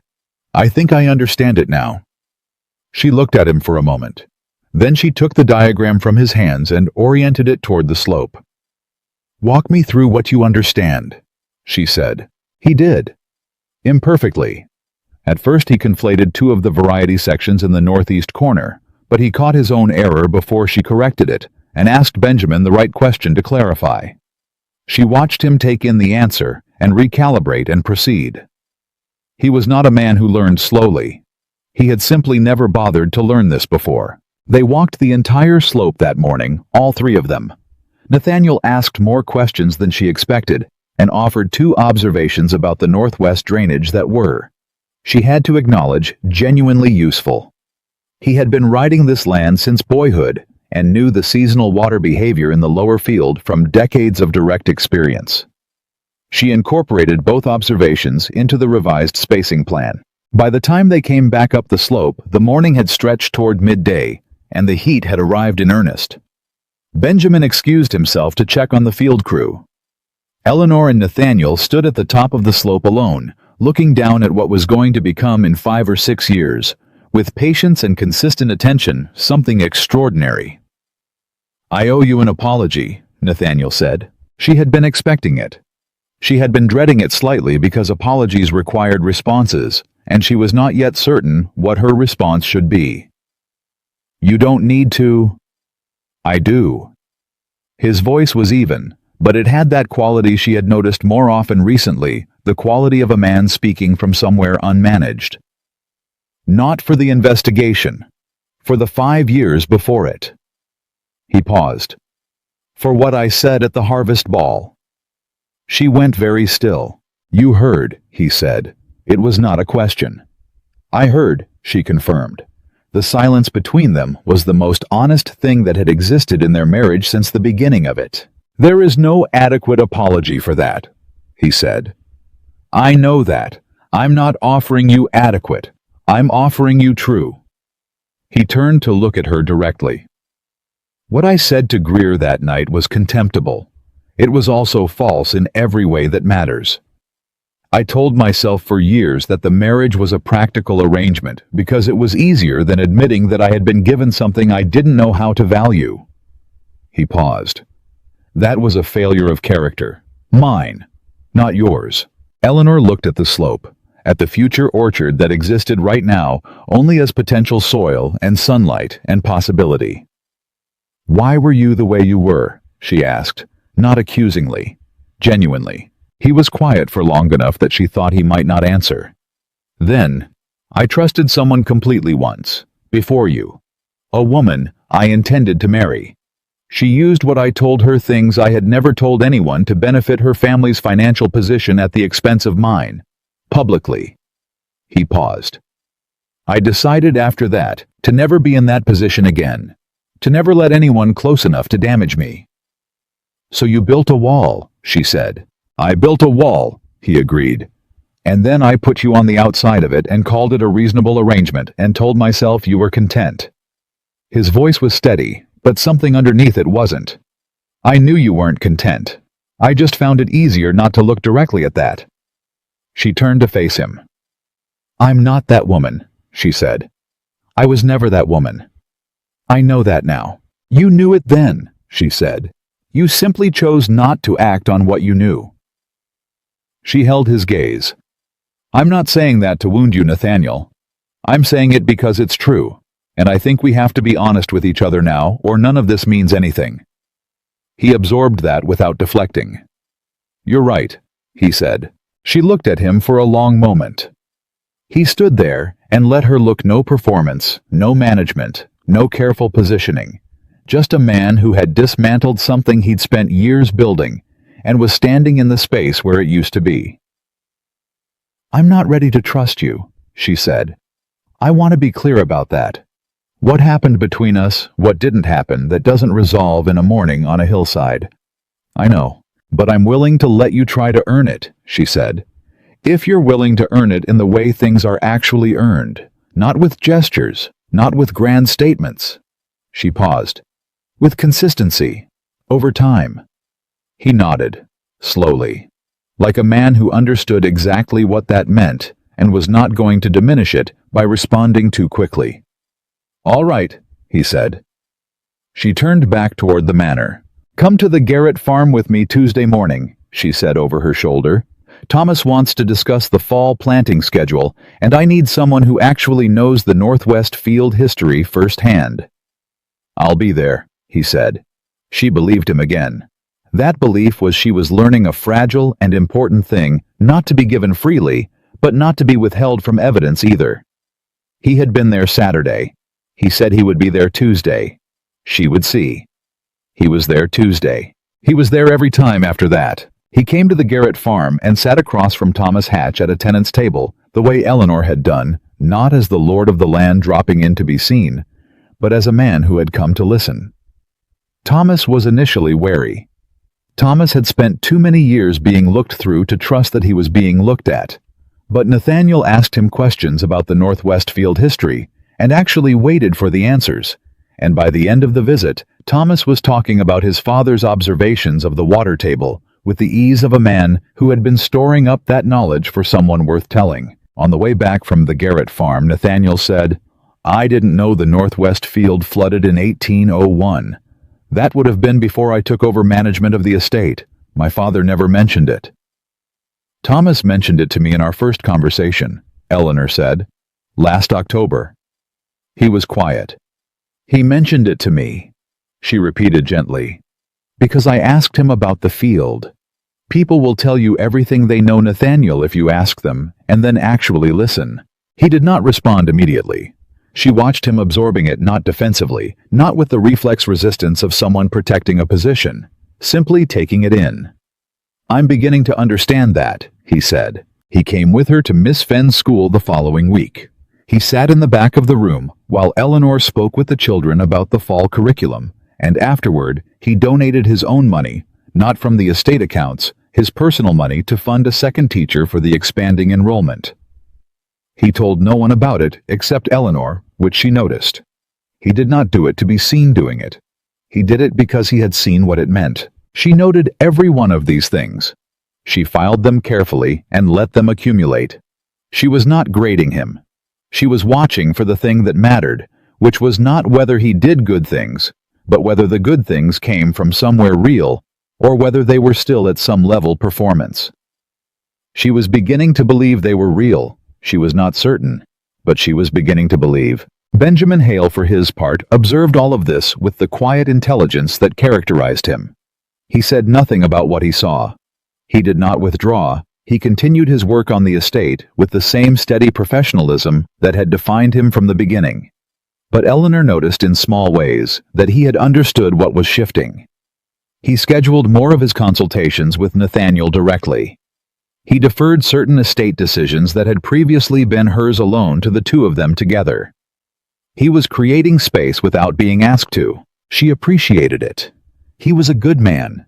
She had been grateful for him.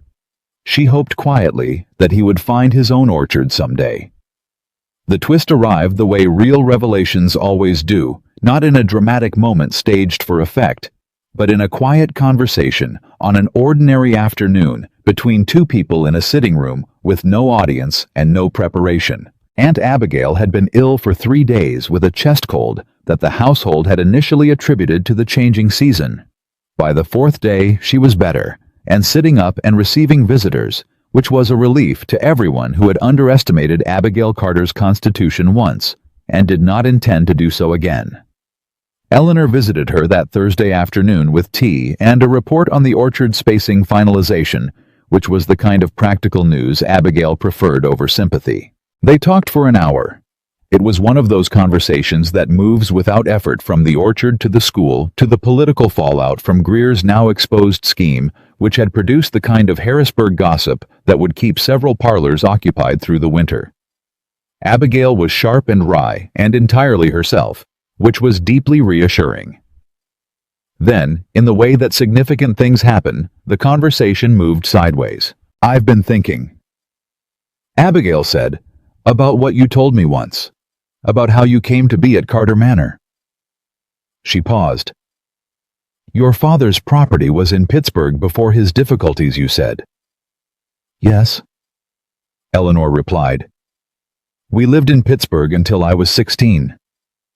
Near the river district, toward the eastern quarter. There was a mill creek that ran behind our property." Eleanor paused. "Why?" Abigail was looking at her with an expression Eleanor could not immediately read. "Nathaniel nearly drowned in a mill creek," she said slowly. "In the eastern quarter of Pittsburgh. He was 9 years old. His parents had taken him to visit a business contact, I remember, because his mother wrote me about it afterward. She said he would have died if a child hadn't pulled him out." She paused. "A girl," she said. "A girl who had been playing on the creek bank. She pulled him out and went for help, and by the time anyone came back to thank her properly, the child had gone home, and no one knew which family she belonged to." Eleanor set down her teacup. The sound it made against the saucer was very small and very clear. She was 9 years old in 1803. They had lived near the eastern mill creek. She had been, as her father had always put it, a child with absolutely no instinct for danger and considerable instinct for water. She had spent half her summers in and around that creek. She remembered a boy. She had not thought about it in years. It was the kind of childhood memory that existed at the edges rather than the center, imprecise with time and distance. A boy who had fallen from the bank, the cold shock of the water, the way she had grabbed his arm because it was the only thing she knew how to do, dragging him to the shallower section near the bend, running for the mill worker she had seen upstream. She had not stayed. Her mother had strict instructions about strangers. She had gone home and told no one because she had also been somewhere she wasn't supposed to be. "Eleanor," Abigail said quietly. "How old was he?" Eleanor asked. Her voice was steady. Everything else was not. 9, Abigail said. It was the summer of 1803. The sitting room was very quiet. Eleanor thought about 5 years of marriage, about a man who had looked through her without seeing her, about a boy she had pulled from a mill creek when she was 9 years old, whose face she no longer remembered clearly, who had grown into the man she had married without either of them ever knowing. She thought about the night she had almost drowned in the Cassidy Creek, holding documents above her head to save him again. Not knowing that she had already saved his life once before without recognition or gratitude or any connection between the two events. She had saved him twice. She had loved the version of him she had hoped he might be, and he had not known any of it.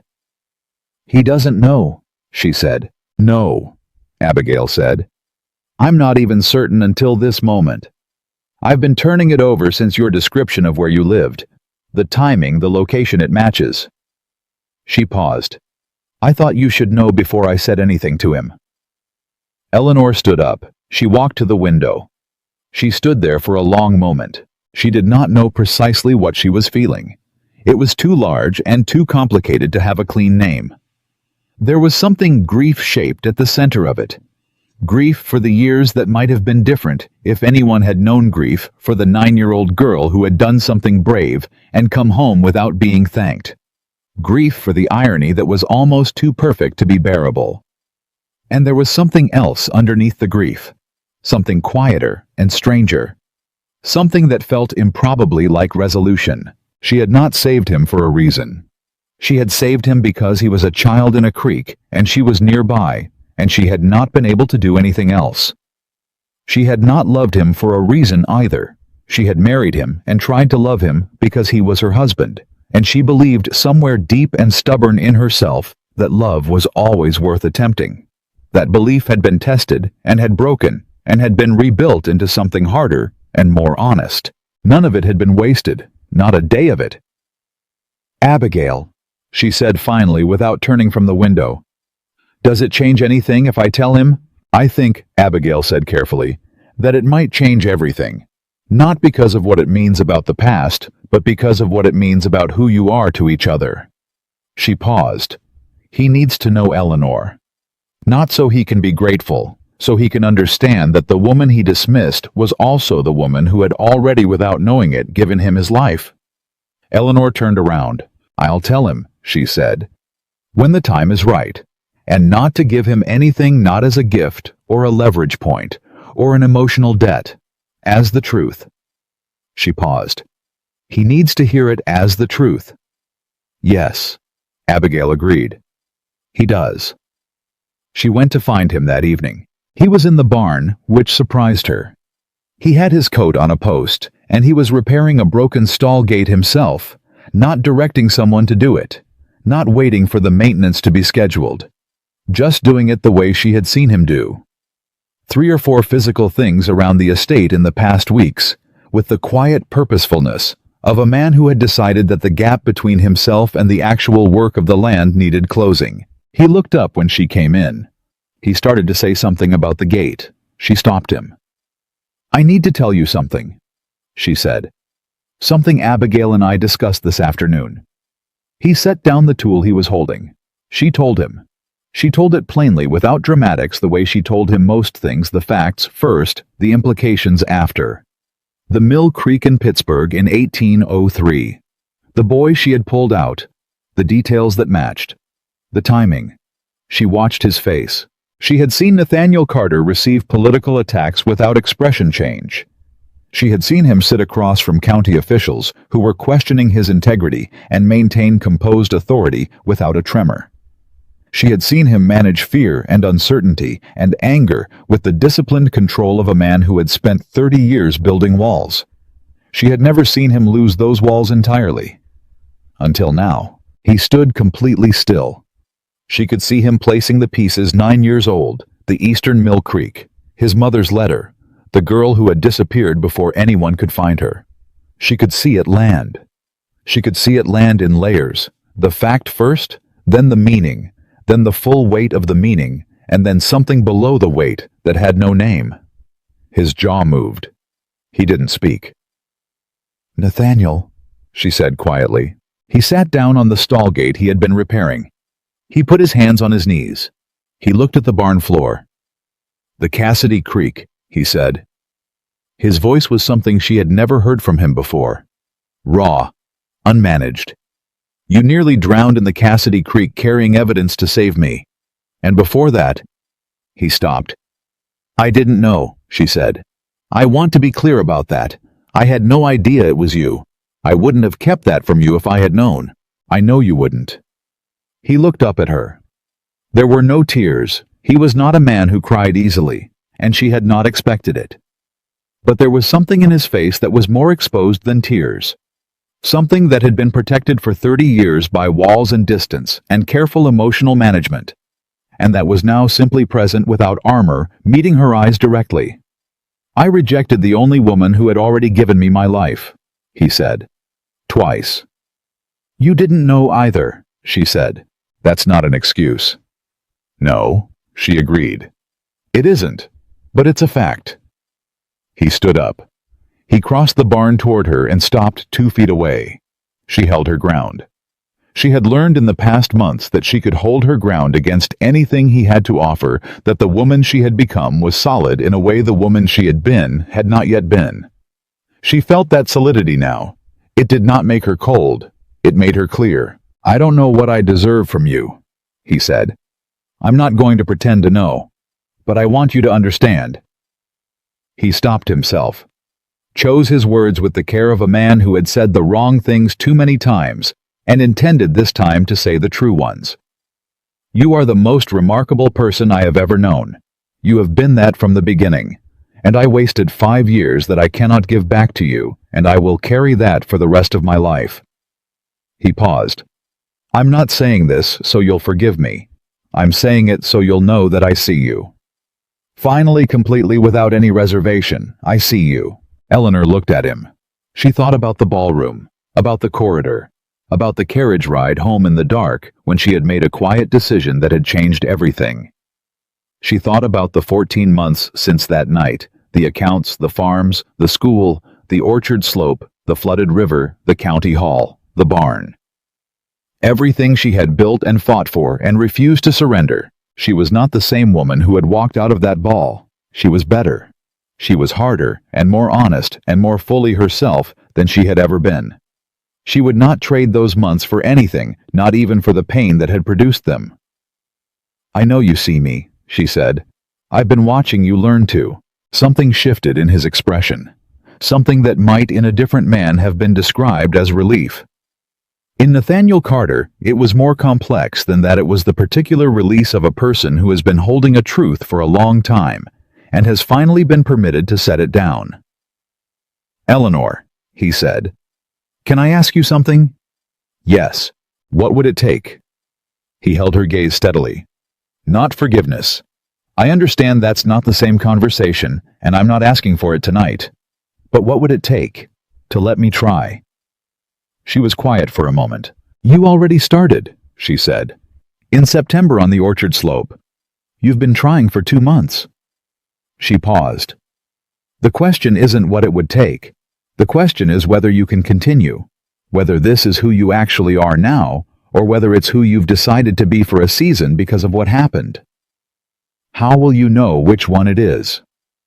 "Time," she said simply. "Same way you know anything real. Time and consistency and watching what a person does when it's inconvenient." He nodded slowly.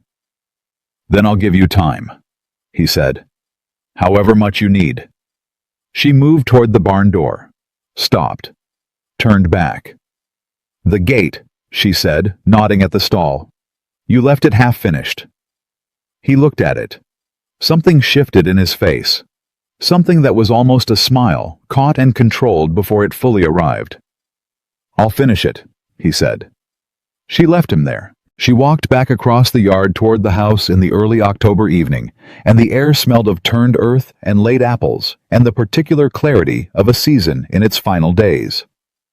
She could hear behind her the sounds of the barn wood and iron, a man's hands working something being repaired. The work of becoming someone different was not done in a single revelation.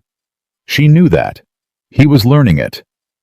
You did not remake a marriage in a sitting room or a barn any more than you planted an orchard in an afternoon. You came back the next day and the day after that, and you kept coming, and eventually the thing you had been tending was something real. She was willing to tend it. She was not certain yet what it would grow into, but for the first time in 5 years, she was willing to find out. The letter from Senator Greer's office arrived the following week, not addressed to Nathaniel this time, but to Eleanor directly.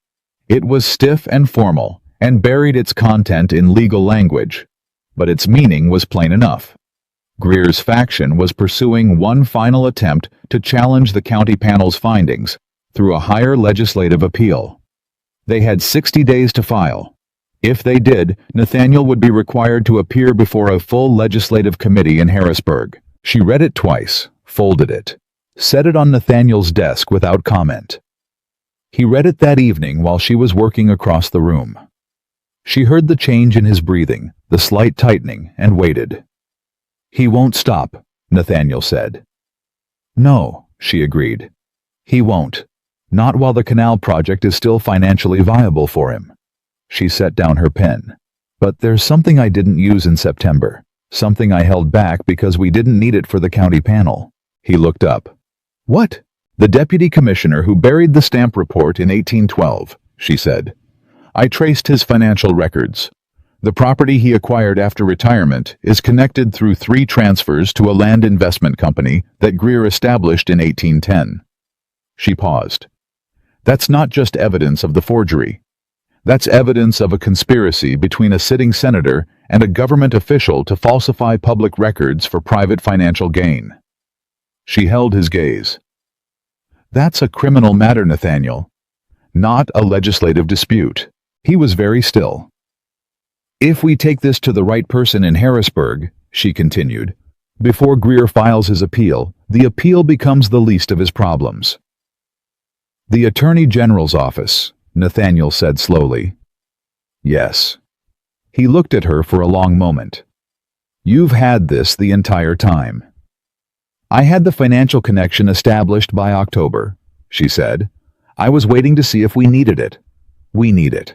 He stood up. He moved to the window. He stood there for a moment, and she could see him calculating the political landscape, the risks, the timing. He knew Harrisburg better than she did. He knew the men and the mechanisms and where the real pressure points were. Greer has allies on the Attorney General's staff, he said. 2, she confirmed. I identified them. They're not the lead investigators. If we go directly to the Attorney General himself— He went to school with my father, Nathaniel said. He turned around. I haven't spoken to him in 3 years. I'll send a letter tonight. I've already drafted it, she said. He looked at her. She looked back, and then quietly, without ceremony, in the lamplight of his study, in the first week of October, Nathaniel Carter began to laugh. It was not the controlled social laughter of a man at a harvest ball. It was something genuine and surprised and helpless, the laughter of a man who had just understood completely that the woman across the desk from him was 3 steps ahead and had been for months. You drafted it, he said. You need to sign it, she replied, and add the personal note at the bottom. Tone matters for that kind of correspondence. He shook his head slowly. He was still almost smiling. Eleanor. The letter is on the left side of the desk, she said. He found it. He read it. She watched him reading it, saw his expression move from assessment to recognition to something that settled into plain, unqualified admiration. He picked up the pen. The personal note, he said, should mention that I'm writing at the joint recommendation of myself and my wife. She looked at him. Joint, he repeated. Because that's accurate. She held his gaze for a moment. Then she nodded once. He wrote the personal note. He signed both their names. He sent the letter the next morning. The Attorney General's reply came in 11 days. 11 days was fast. Nathaniel knew it was fast. In Harrisburg, 11 days meant someone had read the letter the same afternoon it arrived and had moved on it immediately, which meant the financial connections Eleanor had traced were not news to the Attorney General's office. They were confirmation of something already suspected, but not yet provable. He told Eleanor this at breakfast. She set down her teacup. They were already watching Greer, she said. Apparently so. The letter asks for a private meeting, within the week if possible. Both of us. He looked at her across the table. Both of us, Eleanor. He specifically asked. She was quiet for a moment. When? Thursday. She nodded. I'll have the documentation organized by Wednesday evening. He looked at her for a moment, at the composure, at the efficiency, at the particular way she was already thinking 3 moves ahead, while the rest of the conversation was still settling. He had watched her do this for months now, and it still produced in him something he could only describe as a kind of astonished respect that had nowhere adequate to go. I'll arrange the carriage, he said. Use the faster team, she replied. The Bay pair. I want to be there before noon. They left Thursday at 5 in the morning. The carriage ride to Harrisburg was the longest stretch of uninterrupted time they had spent in each other's company since the marriage began. 4 hours each way, no estate business to defer to, no staff to redirect attention toward, no convenient interruption available. Just the road and the early morning, and 2 people who had spent the last several months carefully reconstructing something fragile between them. For the first hour they worked. Eleanor had brought the organized documentation, and Nathaniel reviewed it while she walked him through her analysis of the financial connections, the deputy commissioner's property, the 3 transfer records, the land investment company, the dates that placed Greer's involvement beginning as early as 1810. He asked sharp questions. She gave sharp answers. They moved through it with the efficiency of people who had learned over months of shared crisis to think together without friction. Then the documents were reviewed, and there was nothing left to work on, and the road stretched ahead of them in the early October light. Nathaniel looked out the window for a while. Eleanor looked at her hands. "Can I ask you something?" he said. "You can always ask," she said. "I may not always answer." "Fair enough." He turned from the window. That first morning, after the ball, when you sat at the breakfast table with your notebook and told me about the mill contract and the tenant farms. He paused. Was that the moment you decided, or had you decided the night before? She considered the question carefully. "The night before I decided to stop waiting," she said. "The morning after I decided to start building." She paused. "They're different decisions." "Yes," he said slowly. "I suppose they are." "Why do you ask?" He was quiet for a moment. "Because I've been trying to identify exactly when I began to understand what I was looking at. And I think—" He stopped, tried again. "I think it was that morning. The way you sat there. The way you didn't explain yourself or apologize for what you were doing. You just did it." He looked at her steadily. "I didn't know what to do with that. I'd never seen you like that before." "I'd never been like that before," she said honestly. "Not with you anyway." "What changed?" She met his eyes. "I stopped needing your approval," she said. "And when I stopped needing it, I had room to become someone worth approving of." The words sat in the carriage between them for a long time. "I'm sorry," he said finally. "Not as an accounting, not to resolve anything. Just, I'm sorry, Eleanor, for all of it." She looked at him for a long moment. The road moved beneath them. The morning light shifted through the carriage window. "I know," she said. That was all. It was enough. The meeting with the Attorney General lasted 3 hours. His name was Lawrence Beaumont, a lean, precise man in his 60s who had the eyes of someone who had spent a career watching people try to deceive him and had become very good at telling when they weren't. He received them in a private office with 2 of his senior investigators present and spent the first 20 minutes asking Eleanor questions rather than Nathaniel. She answered without deferring, without qualifying, without the apologetic preamble women were expected to deploy in rooms like this one. She laid out the financial evidence methodically and explained her sourcing for each element. When one of the investigators challenged her interpretation of the transfer records, she turned to the relevant page pointed to the specific anomaly and explained in plain terms why his alternative interpretation didn't hold against the date sequence. The investigator did not challenge her again. Beaumont looked at Nathaniel at one point during Eleanor's analysis, not at the documentation, at Nathaniel's face. Nathaniel was watching his wife dismantle a political conspiracy in a government office as though it were a household account that needed correcting. Beaumont said very dryly, "Your wife is formidable, Mr. Carter." "Yes," Nathaniel said, "she is." By the end of the 3 hours, the Attorney General's office had opened a formal criminal investigation into Senator Aldous Greer and the former deputy commissioner, whose convenient retirement property had become considerably less convenient. Greer's legislative appeal against Nathaniel was in effect dead before it was filed. A man under criminal investigation by the Attorney General did not have the standing to pursue a legislative complaint, and everyone in that room knew it. Outside on the steps, Eleanor exhaled. Nathaniel stood beside her. "It's over," he said. "For Greer." She agreed. "Yes." He looked at her. "For us," he said carefully. "I don't think it's over. I think we're somewhere in the middle of something." She looked at him. "That's a more honest assessment than I expected from you," she said. "I'm working on honesty," he said. "It turns out it's harder than legislation." She almost smiled. She caught it before it fully arrived, but he saw it. She could tell from the slight change in his expression, something that opened a little something cautious and hopeful that she was not yet ready to meet directly. "The carriage," she said. "We should start back before the afternoon traffic on the river road." "Of course," he said. They walked down the steps together, and she was aware, in the way you are aware of weather changing, that something had shifted in the space between them. Not resolved, not finished, but different. Easier, less defended on both sides. The particular quality of two people who have survived something together and have come out on the other side of it changed in ways they are still discovering. The ride home was quieter. They did not work. They did not fill the silence with effort. They simply traveled together, and it was Eleanor thought the most naturally they had ever occupied the same space. Greer's investigation became public knowledge within 2 weeks.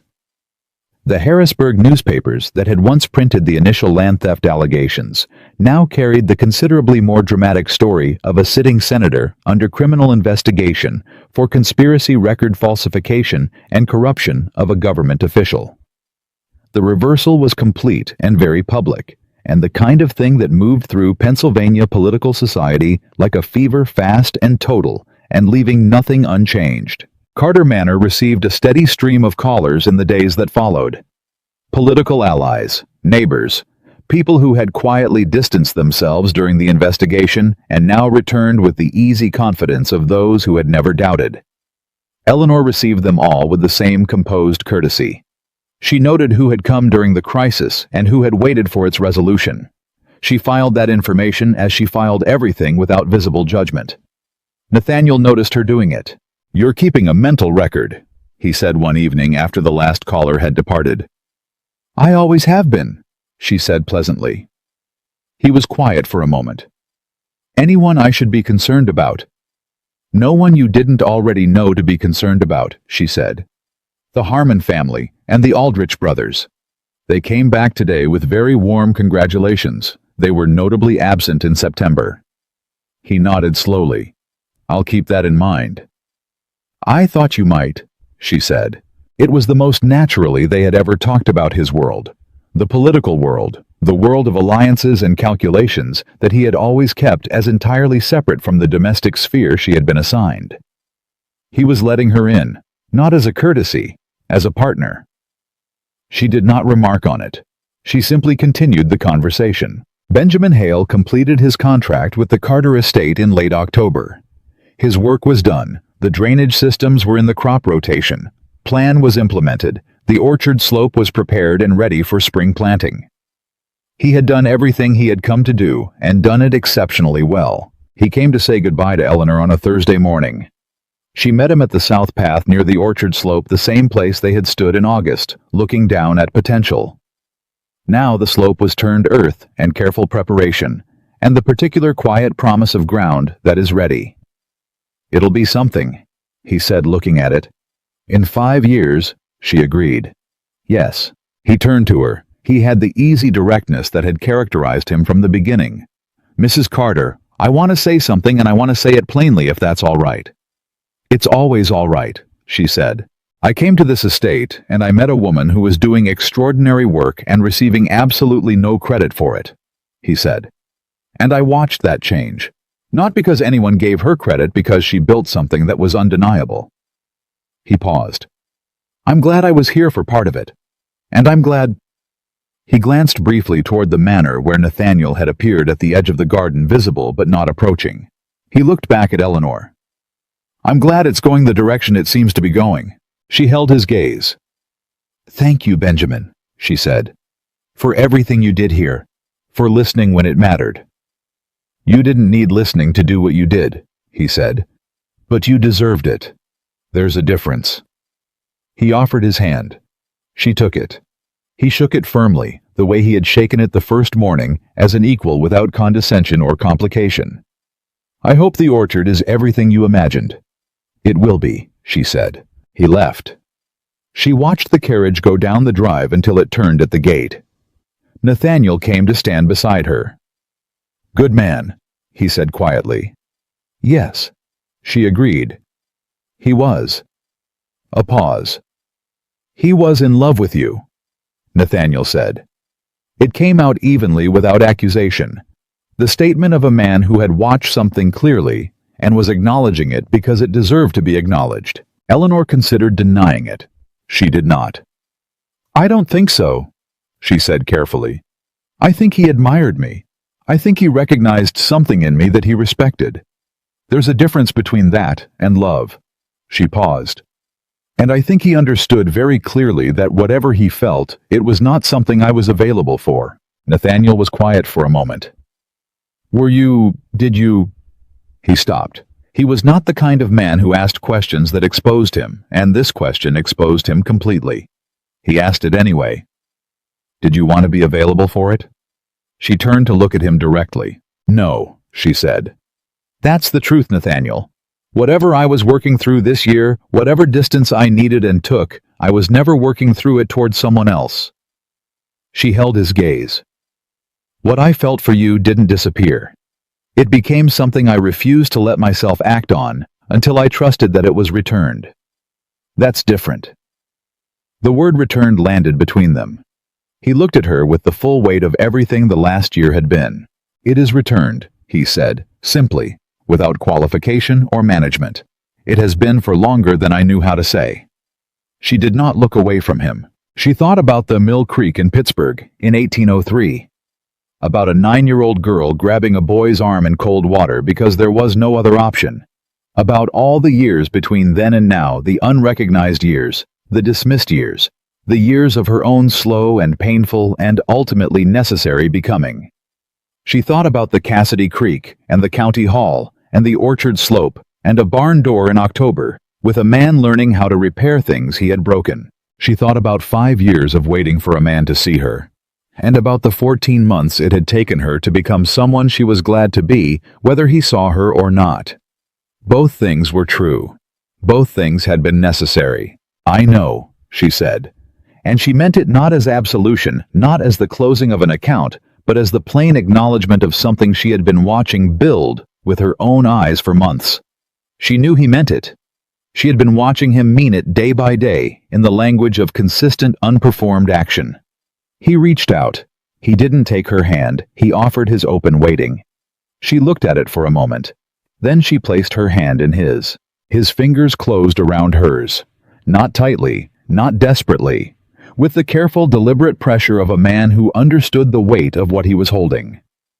They stood at the edge of the south path and said nothing for a long time, and the October air moved around them, and somewhere below, the prepared earth of the orchard slope held its season of waiting. The winter that followed was the first one at Carter Manor that felt to Eleanor like a home, not because anything was resolved perfectly, or because the history between them had been erased, or because 5 years of distance had suddenly ceased to have consequences. None of that was true. Trust rebuilt itself the way it always does, incrementally, across dozens of ordinary moments, in the specific texture of daily life, shared honestly between two people who had decided to choose each other on purpose. He came to her if he had news. She came to him if she had a problem. They disagreed about the schoolhouse expansion timeline and argued about it at dinner with the direct, unguarded quality of people who had stopped performing and started actually talking. He was wrong about the timeline.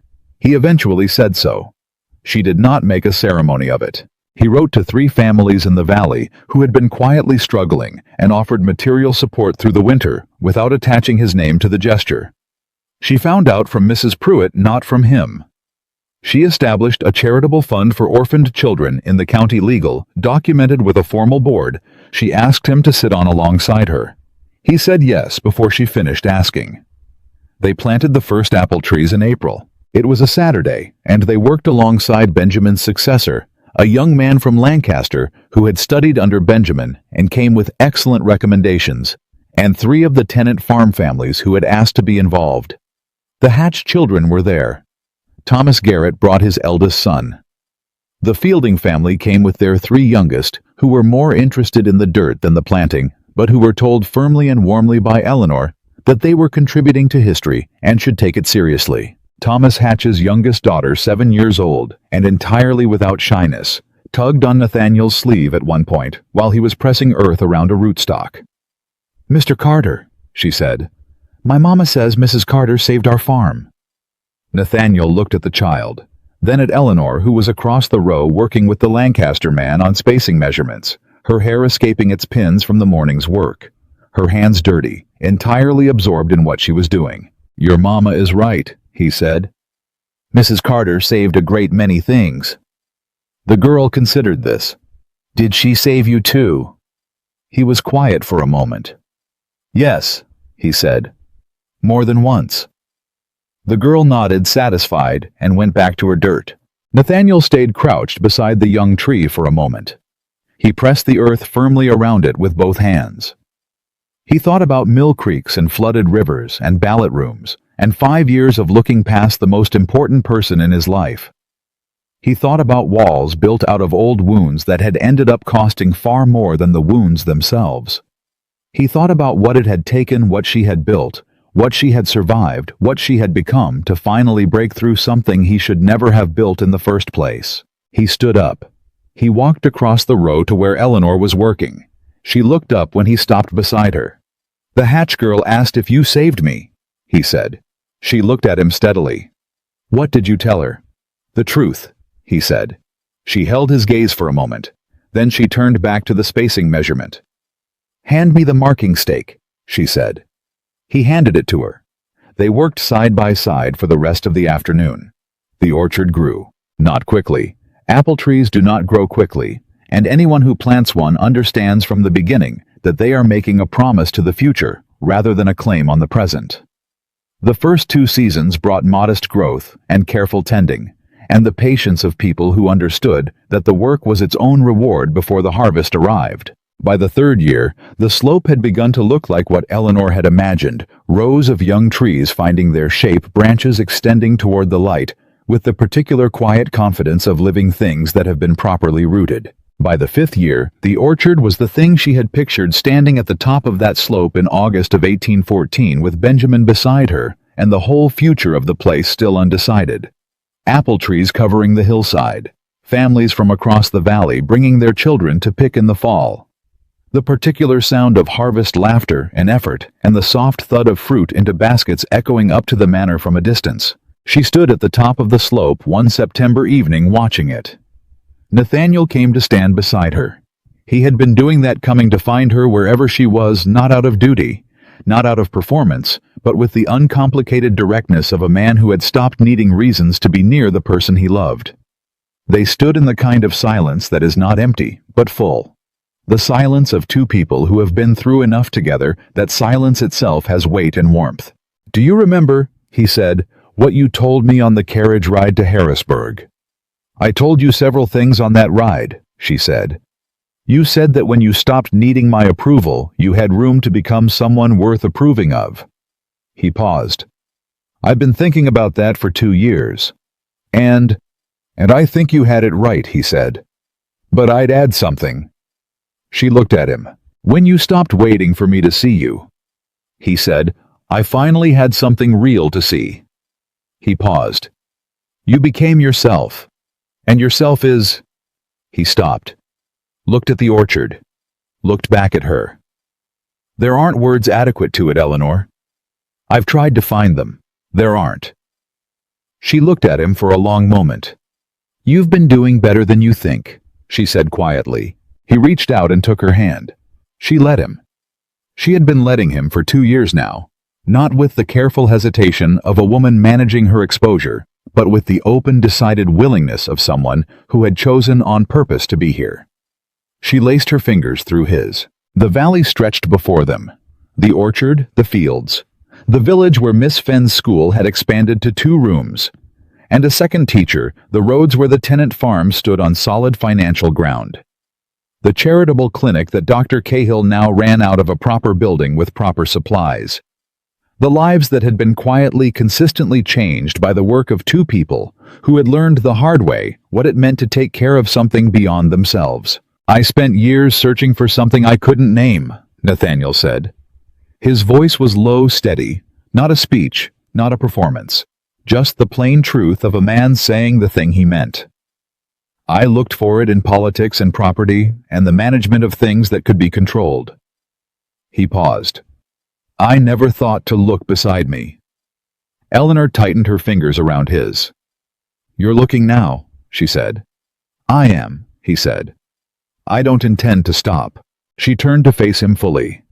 She looked at the man he had become, not through any particular grace of his own, but through the slow, painful, necessary work of being confronted with the truth of himself and choosing repeatedly and without guarantee to change. It was not a romantic story the way she had used to imagine romantic stories. It was better than that. It was real. She had been a girl in a creek who grabbed a drowning boy's arm because she could not do otherwise. She had been a young woman who walked into a marriage with hope and found herself invisible. She had been a wife who made a quiet decision in a dark carriage and built an entire world out of the rubble of her own expectations. She was not any one of those things now. She was all of them. She was Eleanor Carter, the woman who had saved this valley, saved this man, and in doing so had finally irrevocably saved herself. She had not done it for recognition. She had not done it for gratitude, or reward, or the eventual satisfaction of being seen. She had done it because she was the kind of person who could not look at something broken and walk past it. Because her hands knew how to build, before her heart knew how to protect itself. Because love, real love, the kind that survives being tested and still comes back by choice, was not something you waited to receive. It was something you decided to be. She slipped her hand from his and brought it to rest against his chest flat, certain over the steady beat of a heart that had taken far too long to open and was now, she knew, entirely hers. He covered her hand with his own. He did not speak. He did not need to. The orchard breathed around them. The valley held them. The evening came in gold and quiet and full. Love, Eleanor Carter had learned, was not a feeling you fell into. It was a place you built board by board, season by season, with your own hands and your full intention and the unshakable decision to keep choosing it even when it was hard, even when it cost you. Even when the person beside you was still learning how. She had built it here. In this valley. In this orchard. In this marriage that had begun as a transaction and become through suffering and stubbornness and grace, something neither of them had known how to imagine at the start. And standing at the top of that hill with the apple trees bearing their first real harvest and the man she loved finally fully present beside her,